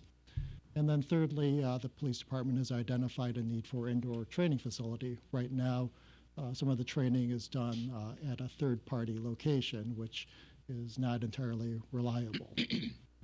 In fact, the current capital improvement program includes a space assessment study for the police department facility at the council chamber sites. And completion of the study will provide the council with some additional information as to whether this site is suitable for the police department needs and whether there's enough space to accommodate a second use for this site. So based on that, staff is recommending that the council direct staff to conduct the space assessment study for the police department as it's proposed in the capital improvement program. And that concludes staff's presentation. Okay, thank you. Questions for staff? Councilmember Coombs? I just want to make sure you aren't including storing anything in this building, correct? We sure have to do something to bring it up to code. Smirk. Just to make sure we're going to use the site. That's correct. So the trailers would go. Yeah, thank you. Vice Mayor Carling? Yeah, so I didn't understand from the report you talked about indoor storage. I don't object to that, but you weren't talking about putting in here, I guess, because you talked about vehicles and things like that, right? So the plan would be to build a new building for the indoor storage of these vehicles and other equipment? That's correct. Okay, thank you. So we would not be reusing these trailers, just to be clear. So even for some of the training that was talked about in the Not unless it was to light a fire. Got it. Thank you for that. No use of this building. One of our problems is this building is just hovering on the edge of habitability, and it would require significant resources to remain in service. So we're talking about the use of this site, the larger site that was outlined there, the acre. Yeah, that's what the plan would do, to evaluate what we might do for those whole 1 acre that you talked about. And okay. what portions of the site would be appropriate to allow others to use, if any. Oh, I see. Okay, thanks. Yeah, I just want to be clear that this building goes, and I think some people actually want it, right? Yeah. Maybe? Okay, so quickly, how quickly can we get this building gone, right? That's the key question. The other one, though, is what I understand of what we're contemplating tonight is that the police department has real needs that need to be met, and we're talking about authorizing you to do a study to find out what makes sense. And that you're also cognizant of what some of the other nonprofits have asked for on the site. And so as you think about what the police department needs, you'll also be aware of that, and you'll see what makes the best sense. Because that's kind of where we're at. So all you're asking for us to do is authorize figuring out what's a rational thing to do. So I move we do staff recommendation. Okay, and we can talk about that as soon as I all right. go through the public hearing. Okay. Yeah, I was out for fresh air, I lost it. Clears your head, right? Okay, so I have about half a dozen speaker cards. First is Greg Scott, Lisa Tromovich, Nancy Bankhead. Oh, followed by Alan Burnham, Jim Schmidt, and Carl Wente. So we got everybody. You're on the list. Mr. Scott. 6.02, discussion and direction regarding the reuse of the existing council chamber site at 3575 Pacific Avenue. Wow, the building has a roof. What a concept. It has a floor. It even has bathrooms. Not one suggestion to house anybody unsheltered in this building. Not one. All the stuff about stuff, but no regard for the possibility of sheltering the unsheltered. Why not? I mean, how many beds could you put in here? You could put several beds, get people off the creek or out of the Royal, something like that. The homeless, who cares? You know, you could put a home here for the Livermore Homeless Refuge. They call it the warming shelter, but there's constraints on that ministry of Donna and Bob McKenzie that it's got to be more than 5% chance of rain and greater than 45-degree Fahrenheit at night. It's 46 degrees at night, so much warmer than 45. And that's a long time in this climate with no shelter option for many people. Why couldn't this be a shelter option? You know, it's not even on your list. I don't understand why this couldn't be a shelter option. Could actually have some beds in here. You could actually alleviate some of the suffering from out there. Thank you, Mr. Scott. Lisa Tromovich, Nancy Bankhead, Ellen Burnham. Thank you, council and staff, for another long evening. Thank you for putting up with us. I wanted to state that I support the needs of our police department and fire and safety in general, and forest space assessment study in particular. I also look forward to the new emergency response center that we're going to be seeing soon. I hope that as the city determines the possible uses for this site and others in the city, that the needs of the arts and science groups for makerspace or scene shop are also considered, as well as the need for storage. We're looking at the overall strategic plan for our arts and science cultural organizations and our cultural programming.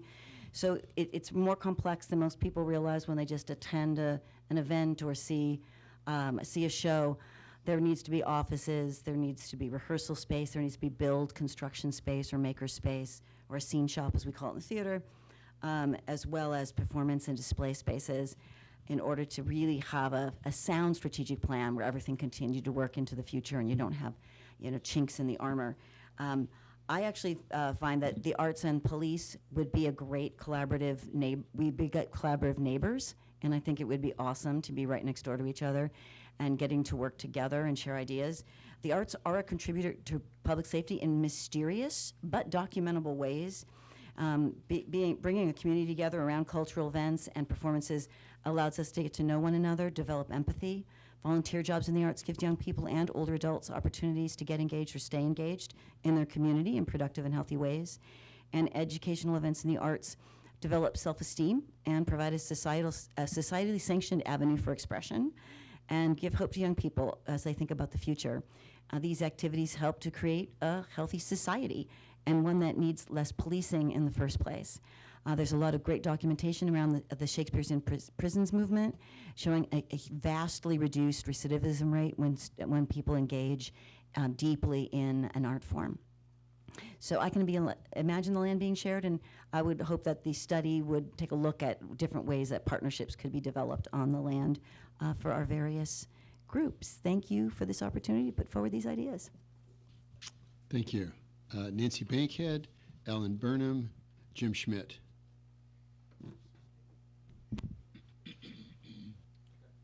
Hello, I'm Nancy Bankhead, and yes, we can live with the police if you let us have a place for the arts, for the working part of the arts. Livermore has wine, but it also has a lot of art and a lot of different people, and the arts do a lot for the merchants downtown. It does a lot for the people of Livermore. It's great to go downtown and see the art, but that's the finished part of the arts. We need a place to do the arts, the ugly part of arts, putting it together and stuff. So we really like this spot. And yeah, John said this place wouldn't stay here if he had anything to do with it. So I believed him. You guys must not have heard him say that, but I did. Thank you. Bye. Thank you. Alan Burnham, Jim Schmidt, Carl Winty. Alan Burnham from on Findlay Way, and I'm here to talk about the Science Center a little bit. I have more pictures. I think some of you have seen this stuff firsthand. It's some of the events that we've had where we have these exhibits, interactive exhibits, and we've had lots of kids and families interact with them. You know, it turns out that these things don't magically appear out of thin air. They actually have to be fabricated. And where they've been fabricated, I made some pictures. You know, our first water percolation experiment was built on my back deck. Other things have been built in Ron Dragoo's garage. Dennis O'Brien fabricated the electronics for our Apollo 11 trajectory display, which is going to be hung in the Bankhead lobby tomorrow. So,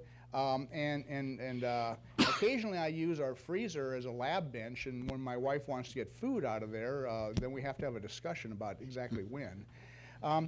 But in any event, we need a place that we can do fabrication and storage and staging and all that sort of stuff.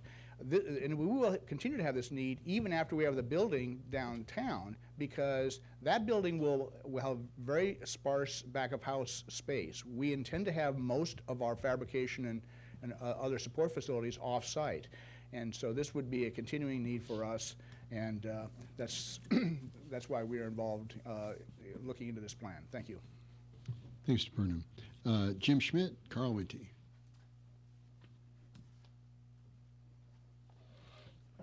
A good long evening to the council, the mayor, and the staff. I would like to give a little bit of what I call the breadth and the depth of the need for a building for the arts and science.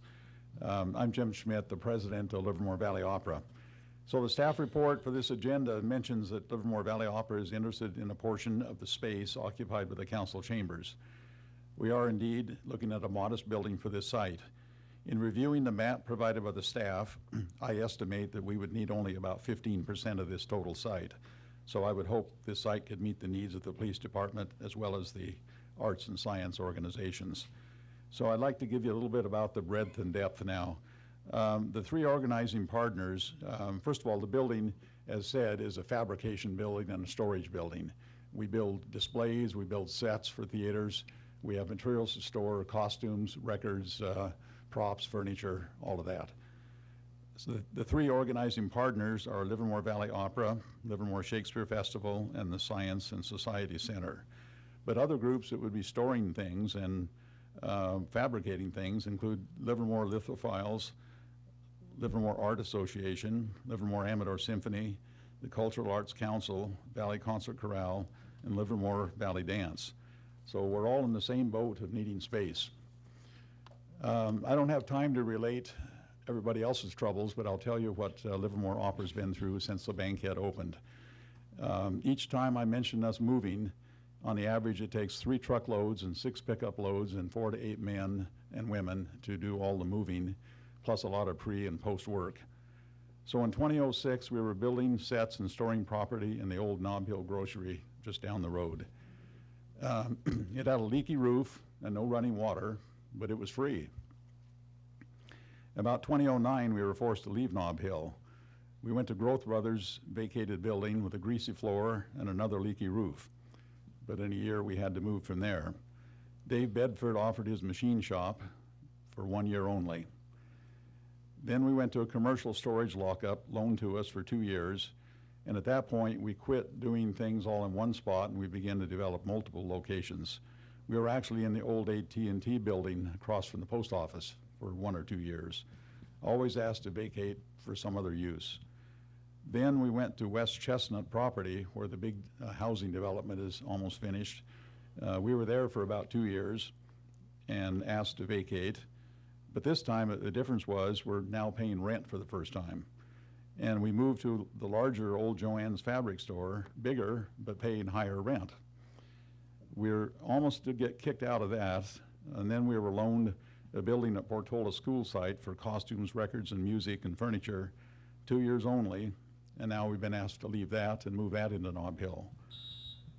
One just quick here. So the current status is we're 100% back to Nob Hill, thanks to Mayor Marchand, but had a big jump in rent, and now the roof leaks worse than before. So not just us, there's 5 other organizations all in Nob Hill now. Sooner or later, that's going to be bulldozed, and then you'll have about 7 or 8 organizations all looking for space. So that's what we hope to accomplish here, a building that we can all share for arts and science. Thank you. Great. Thank you, Mr. Schmidt. Carl Wente.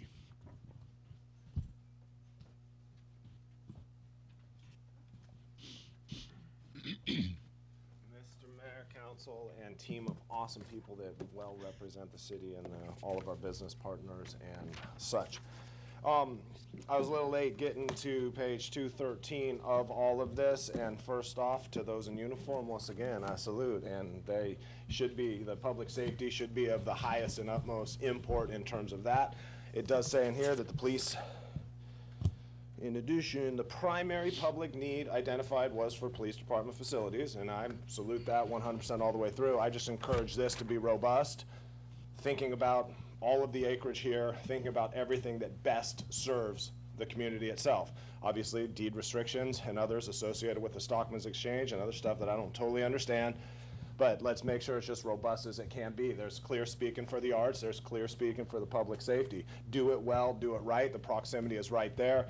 As I understand it, for civic use, for parks, or for recreation, and like, I back up Mr. Scott on this, that we should at least have the dialogue. Like, it can't be here. This thing is coming down, and just the nature of laws and other, like, I get that a roof overhead is better than none, but like, this place has to go, but like, keep it broad. And so as this is laid out, recommends the city council direct staff for a space assessment study for the police department, and I 100% the police should be first. I would just like it to be for the best use of this site, very much including at the top of the priority list of the police department and then the other groups that have spoken. So keep it as comprehensive as possible to do a good job. Does that come within the 20 grand that's budgeted?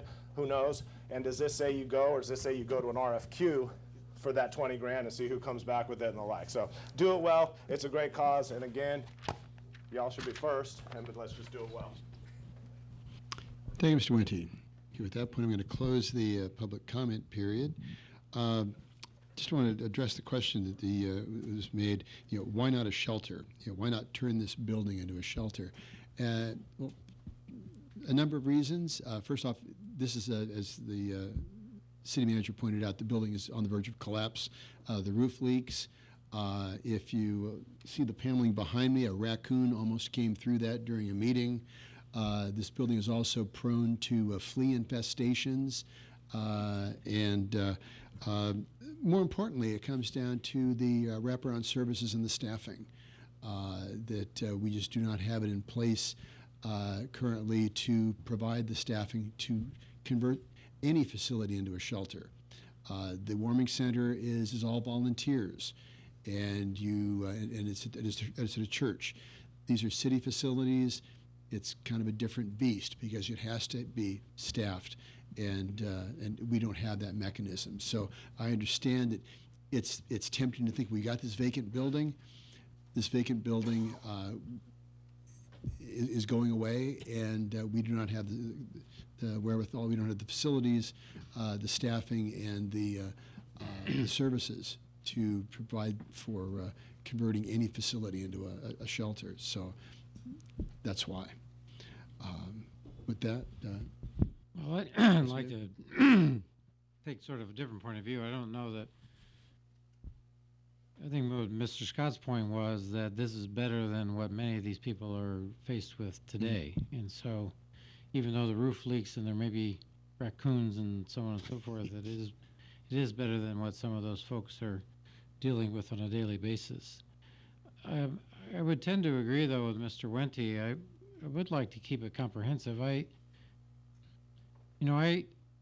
understand the issue about the building needs to be done away with, but is there a way that we can consider at least a more inclusive study that would consider something that we could do here for the homeless? And I don't know what that might be, but I'd not like to just out of hand dismiss it tonight and only include the police department and the arts. I mean, to Mr. Wente's point, I'd like to make it as slightly more comprehensive. Well, to that point, we are, as we're putting in the units along with interfaith housing, we have housing for the homeless included in that proposal as well. Veterans and homeless and seniors. Sure, but that doesn't mean that we can't think about what No, we but I'm could saying, do but here. that's part of that planning process. Okay.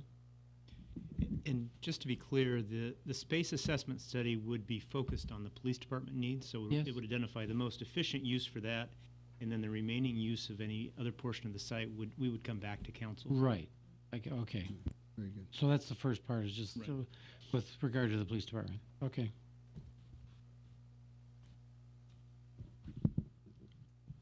Councilmember Monroe, looking you wanted to speak. Oh, I just reiterate, agree with what others have said. I'm curious, as you go through this assessment, which I think is a good idea, I'm curious to make sure that it comes back with here's the minimum, here's the maximum, and really to have a few different plans for here's what for a range of uses. I'm assuming that would happen, but I'll say it anyway.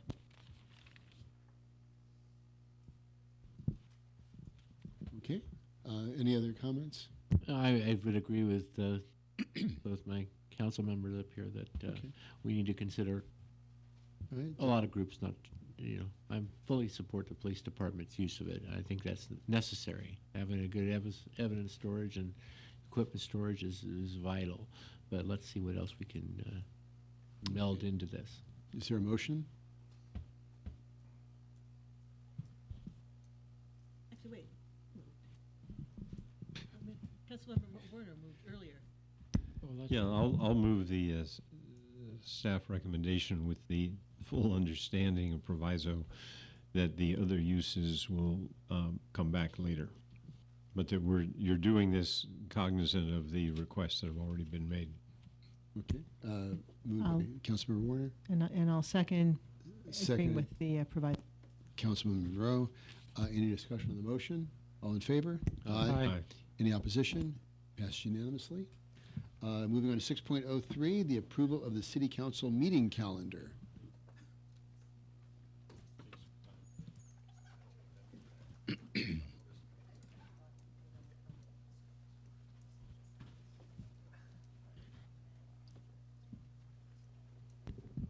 Good evening, Mayor and City Council. I'm Sarah Bunting, City Clerk. The item before you is consideration and adoption of the City Council's meeting calendar for 2020, including regular meetings and workshops. You will recall that we previously took this action in December of each year, beginning in 2019. The item will be considered in July to allow for advanced scheduling of items. The meetings are generally scheduled on the second and fourth Monday of each month, with workshops being scheduled on the third Monday of each month, and the workshops are only used when they're needed. Meetings are not scheduled on legal holidays. In keeping with past practice, only one meeting is scheduled in the months of August and December. This concludes my presentation, and staff is available for any questions. Okay, questions? I have one speaker, Mr. Wente.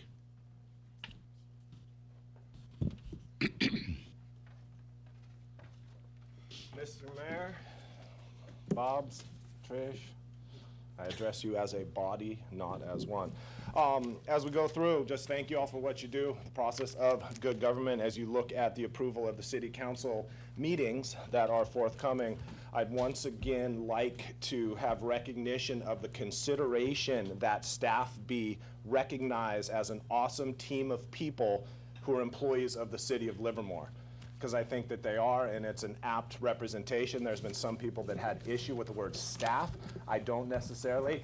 You guys are great in what you do. I just think you continue to should be recognized for the process that is government of the people, for the people, by the people, in this democratic republic. Pure democracies, they can get sort of out of line, right? Where 50.01% can repress 49.99. That's why the Founding Fathers did not want to set up a pure democracy, but a democratic republic whereby elected officials hire competent people. You all are. So again, an awesome. I hope this gets in the minutes. I don't have a lot of faith it will, but I'm hoping. An awesome team of people who are employees of the City of Livermore. Thanks for what you do. Thank you, Mr. Wente. Okay. Any questions, comments? Well, one comment. I mean, we regularly get, and as Mr. Wente points out, very large staff reports, and it takes a lot of work, and they're all very professionally done. So I agree with that comment that the staff is awesome, and that it's a lot of work, and I appreciate what you do. And I think the reports are really helpful. And I think the other thing to acknowledge is that you spend a lot of time helping us understand what's in the reports in advance of the meeting.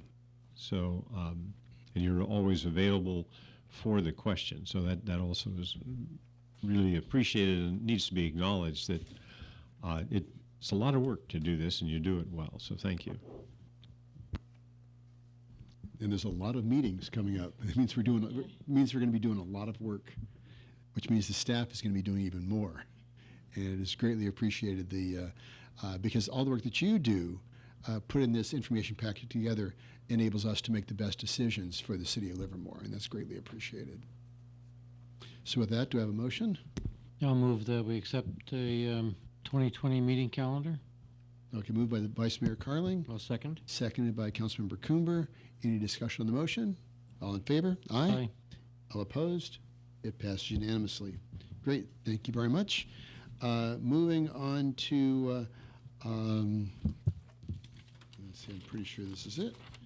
Yes, the matters initiated and committee council reports. So, Councilmember. Well, all I had this month was last Monday, a LAVTA Board of Directors meeting. I think the highlight to me was discussing the use of hopefully regaining the use of our autonomous vehicle that was purchased and been used by another agency for a short while and being returned to us for use. So it's not going to be seen out in the streets anytime soon. However, we got it. So we'll see what we're going to do with it.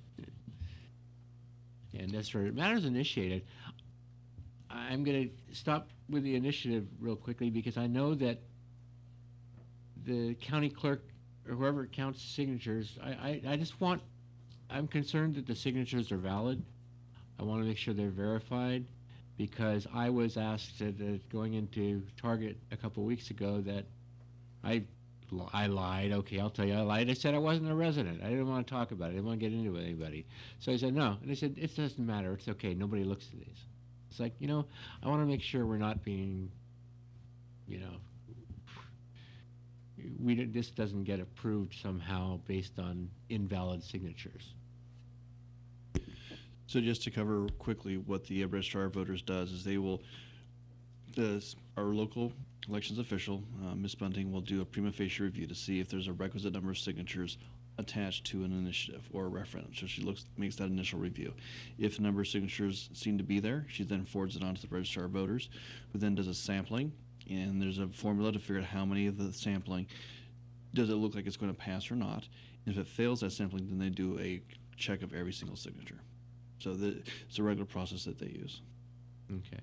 So we can't ask that they. Generally, that's the discretion left to the city clerk, and it depends upon how close they are to the number. If they're usually close to the number to qualify, we always anticipate a certain number are going to be thrown out. If it looks like they'll be close, then she'll request the full signature. Okay, thank you. I think in the referendum, I think it was close to a quarter of the signatures were invalid. They had 8,888, and I think they ended up with 6,600 good ones. Thank you. Councilmember Monroe.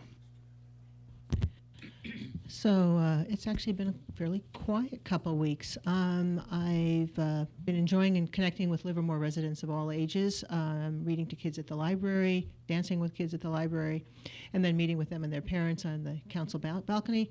And I've really enjoyed talking to people shopping at the farmers market. And summer's a really good time to connect with people, and I'm looking forward to doing more of it.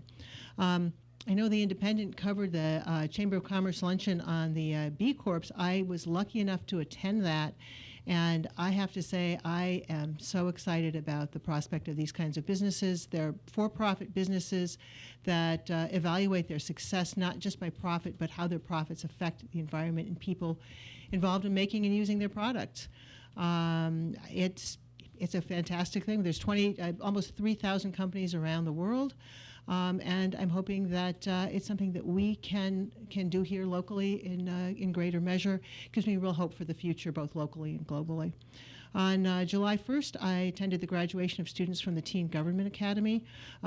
This is the teen version of the Key to the City, but the kids, the teens, get 3-week internships in different departments. Key to the City really should look at seeing if they can do that as well. Okay, maybe not.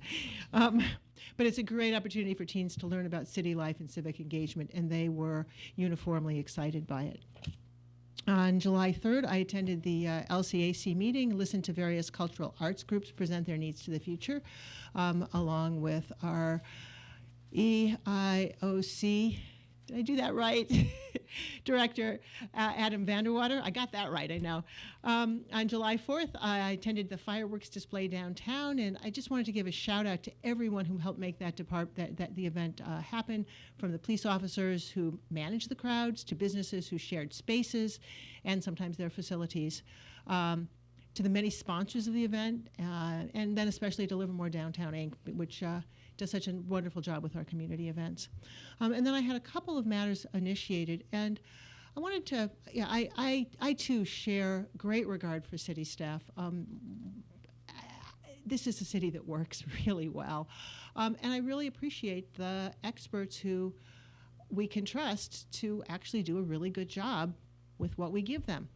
Here's the thing, their time is not ultimately flexible. Time does actually have limits. And so when that time is spent on other things, it's harder for new projects to come up. So I'm going to ask for a couple of new projects, recognizing that, there seems to be something going on in the city now that's taking a lot of attention. First, I was interested in Mr. Rainey's comments on adopting a REACH code with the city, and so as we're moving with a city's climate action plan, I'm hoping that we can maybe ask the staff to include that in.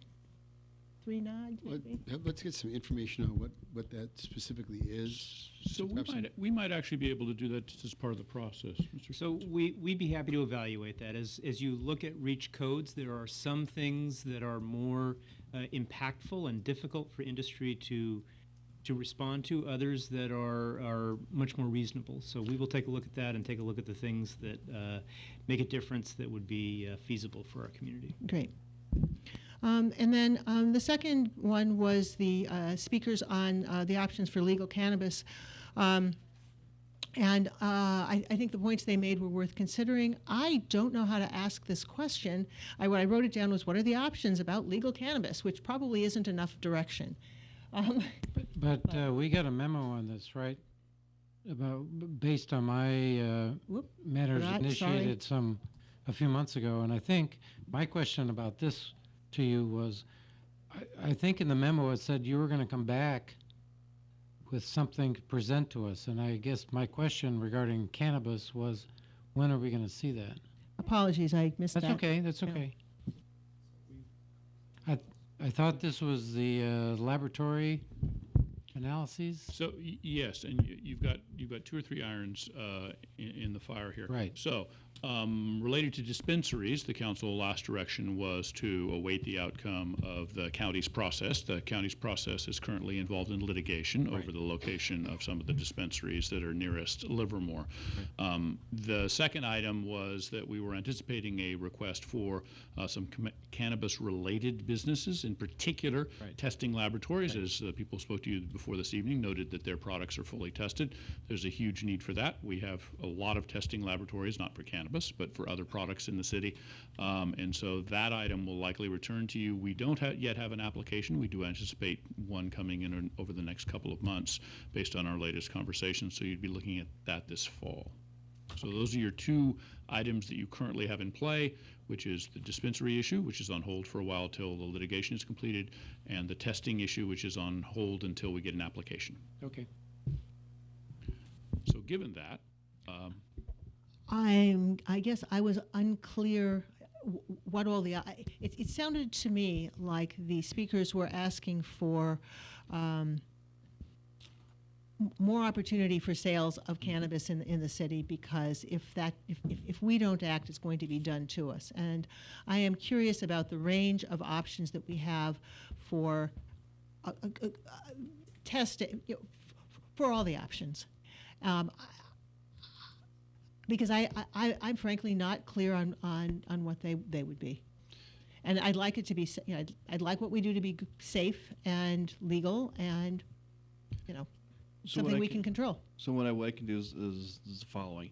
There's two things how we can approach this. One, as the state legislature finishes its legislative cycle, we can review what new laws they have adopted. And if they do present the city with an option that they need to respond, or they'll take that local control away from us, we'll return to you as the city council, present those options to you, how you'd like to respond. So we can do that. The other item is, with regard to the history, I can present you the staff reports, because we've had several comprehensive staff reports that have gone to the city council in the past, describing the different options for commercial cannabis use. So I can give you that back history. And then once you have a chance to review that, if there's anything more you need, you can bring that back to matters initiated. Mm-hmm. Sound like a plan? Sure. Okay. Councilmember Warner? Well, also attended the LAFTA and the fireworks, so those comments pertain to me. But I've got, with respect to matters initiated, a couple of items with respect to transparency. And in particular, Senate Bill 47 requires transparency up front, either on the petition or a separate piece of paper by signature gatherers regarding who are the top funders for their effort. And I would like to request staff to come back with a possible letter of support for that bill. And the reason is, it's pretty obvious, I think, but in the recent referendum petition, we did not find out that the bulk of the money behind the effort was contributed by Gene King and the Sepulvas until well after the election. The same is probably happening now, and this would require the main funders of the top funders to be right up front on the petition as it's being circulated. So I would like to see if we get heads nodding to get a letter of support for that bill. Sure. SB 47? Yes. So that item will return to council for your approval of the draft letter. Okay. And second of all, a while ago, because it was difficult actually to understand all the ins and outs of the financial reporting to the FPPC just from the reports, and I requested that under our ability to regulate local campaign committees, that we could actually request more transparency in that reporting. And I think I wasn't particularly clear, or maybe I need to have a little more interaction with staff. But my particular request, and I would just want to know if this is sufficient if I get it to you, but having filled out my own campaign reporting, there is what I'll just call a base data file in the system that lists every transaction very clearly. And it's hard to pull it out of all the different reports.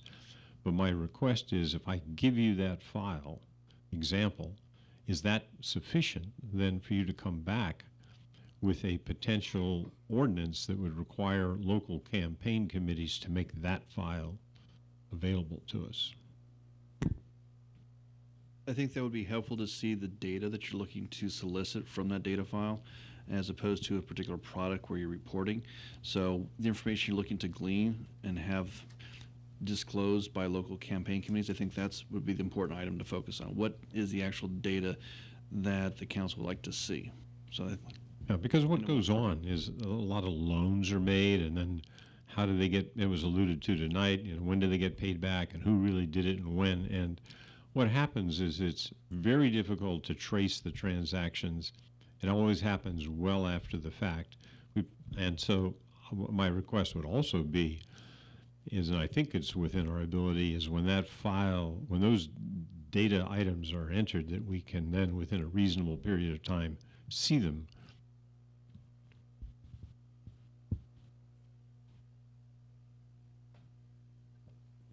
So when you say the information is, are you looking to have more required reporting periods that where they have to file with the city clerk?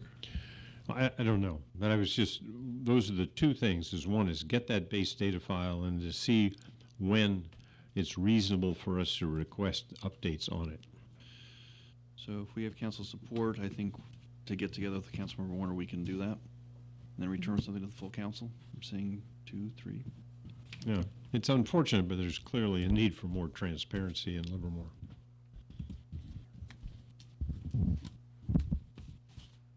Okay, Vice Mayor Carling. Yes, thank you.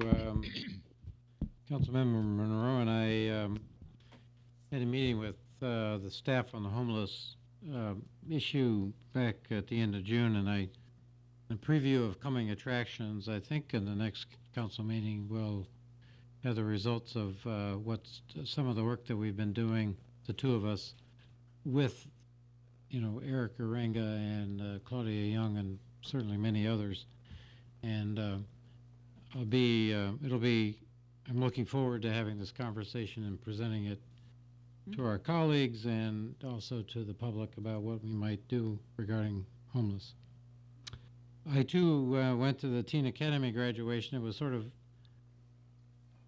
funny story was that one of the folks talked about they were given the assignment of making phone calls to the top 100 businesses in the city, and she and her colleague, it took them most of the morning to figure out how to use a touch-tile telephone. They didn't know they had to dial 9 first, so just the difference in age, right? And I suggested she might want to think about how to work a rotary phone. And I'll have to say the fireworks, if you went to the fireworks, it was spectacular. And I think LDI and others should be congratulated. I mean, it was just phenomenal. And it was the first time in a while since we had been able to go because we've been out of town, but it was just spectacular. Mr. Stein had a request about the full text of the initiative on the website. Is that something we can do?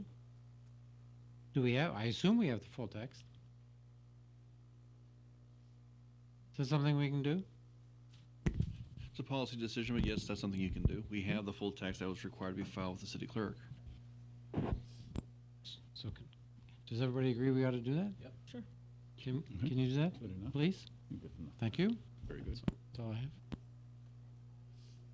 Yeah, there was, in fact, there was a signature gatherer that didn't realize that the initiative increased the density of the downtown to 150 units to the acre. Yeah. And I said, it's on the front page. He says, well, I didn't see it. So, okay, so the in response to those phone calls to the 100 top businesses, that was my fault because we have the top Business Awards breakfast with the mayor. And so it's a great event because it's an opportunity to say thanks to the businesses that make this city work. I mean, it's their sales tax that coming in that allows us to afford the services. They're some of the top employers that employ the people that work in this community and live in this community. So it's an opportunity for me to say thanks. And it's a great event. They're excited to be here, and it's very enjoyable to recognize their contributions to the community. The next day, bless you. Next day, I went off to the U.S. Conference of Mayors, where there are about 214 mayors from around the country talking about best practices and issues that they're all dealing with. And one of the big issues that they're dealing with is from Culver City, California, to Daytona Beach, Florida, to Honolulu. They are grappling with homelessness. It is an issue around the country. Honolulu has the highest per capita homeless population in the nation. It's almost 5,000 homeless it's about 500 per 100,000 population, so almost 5,000.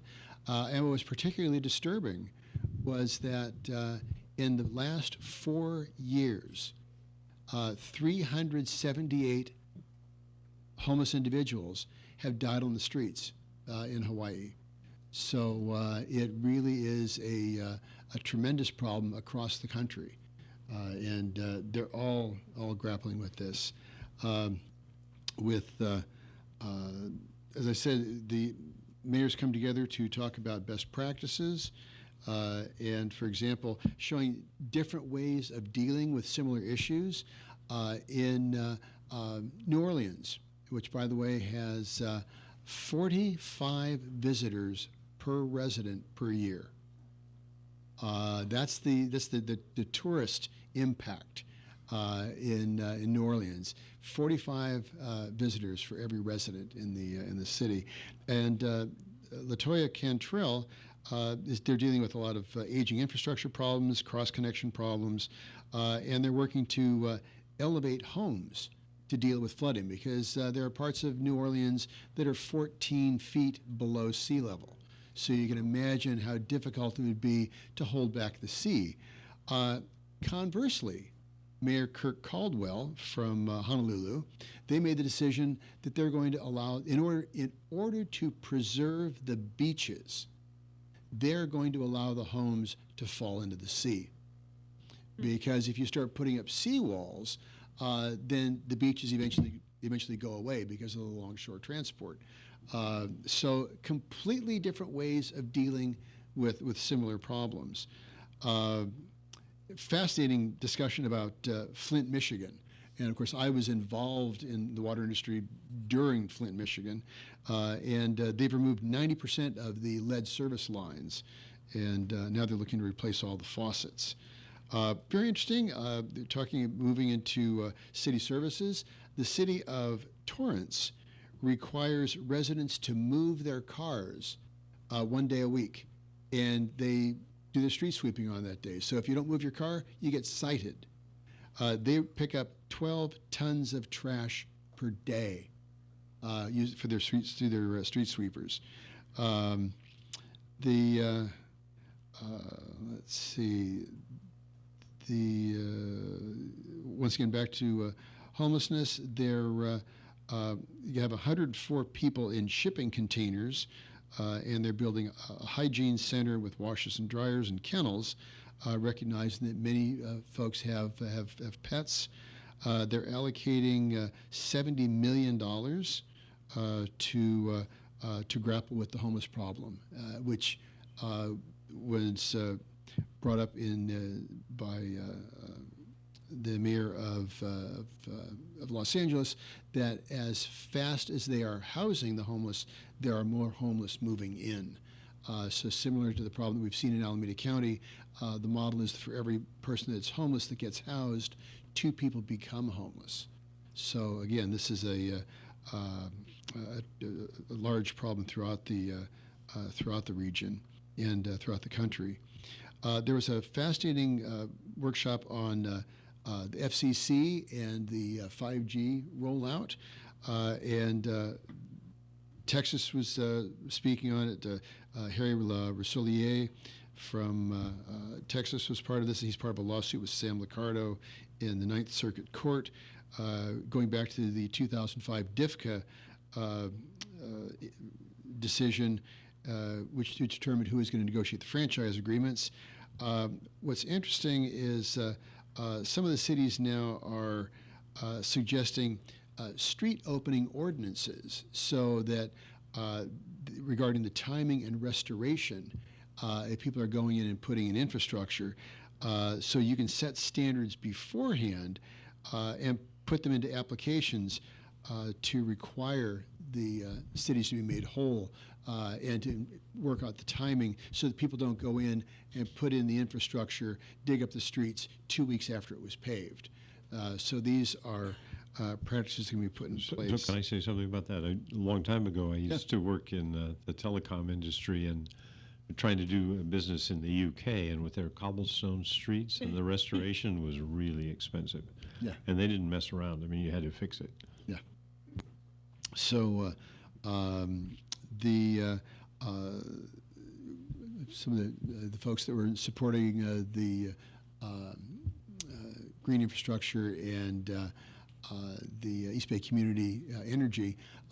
The U.S. Conference of Mayors supported a resolution in favor of a carbon tax on energy emissions, and also to support H.R. 530, which is again setting up energy standards. And with that, what else we got going here?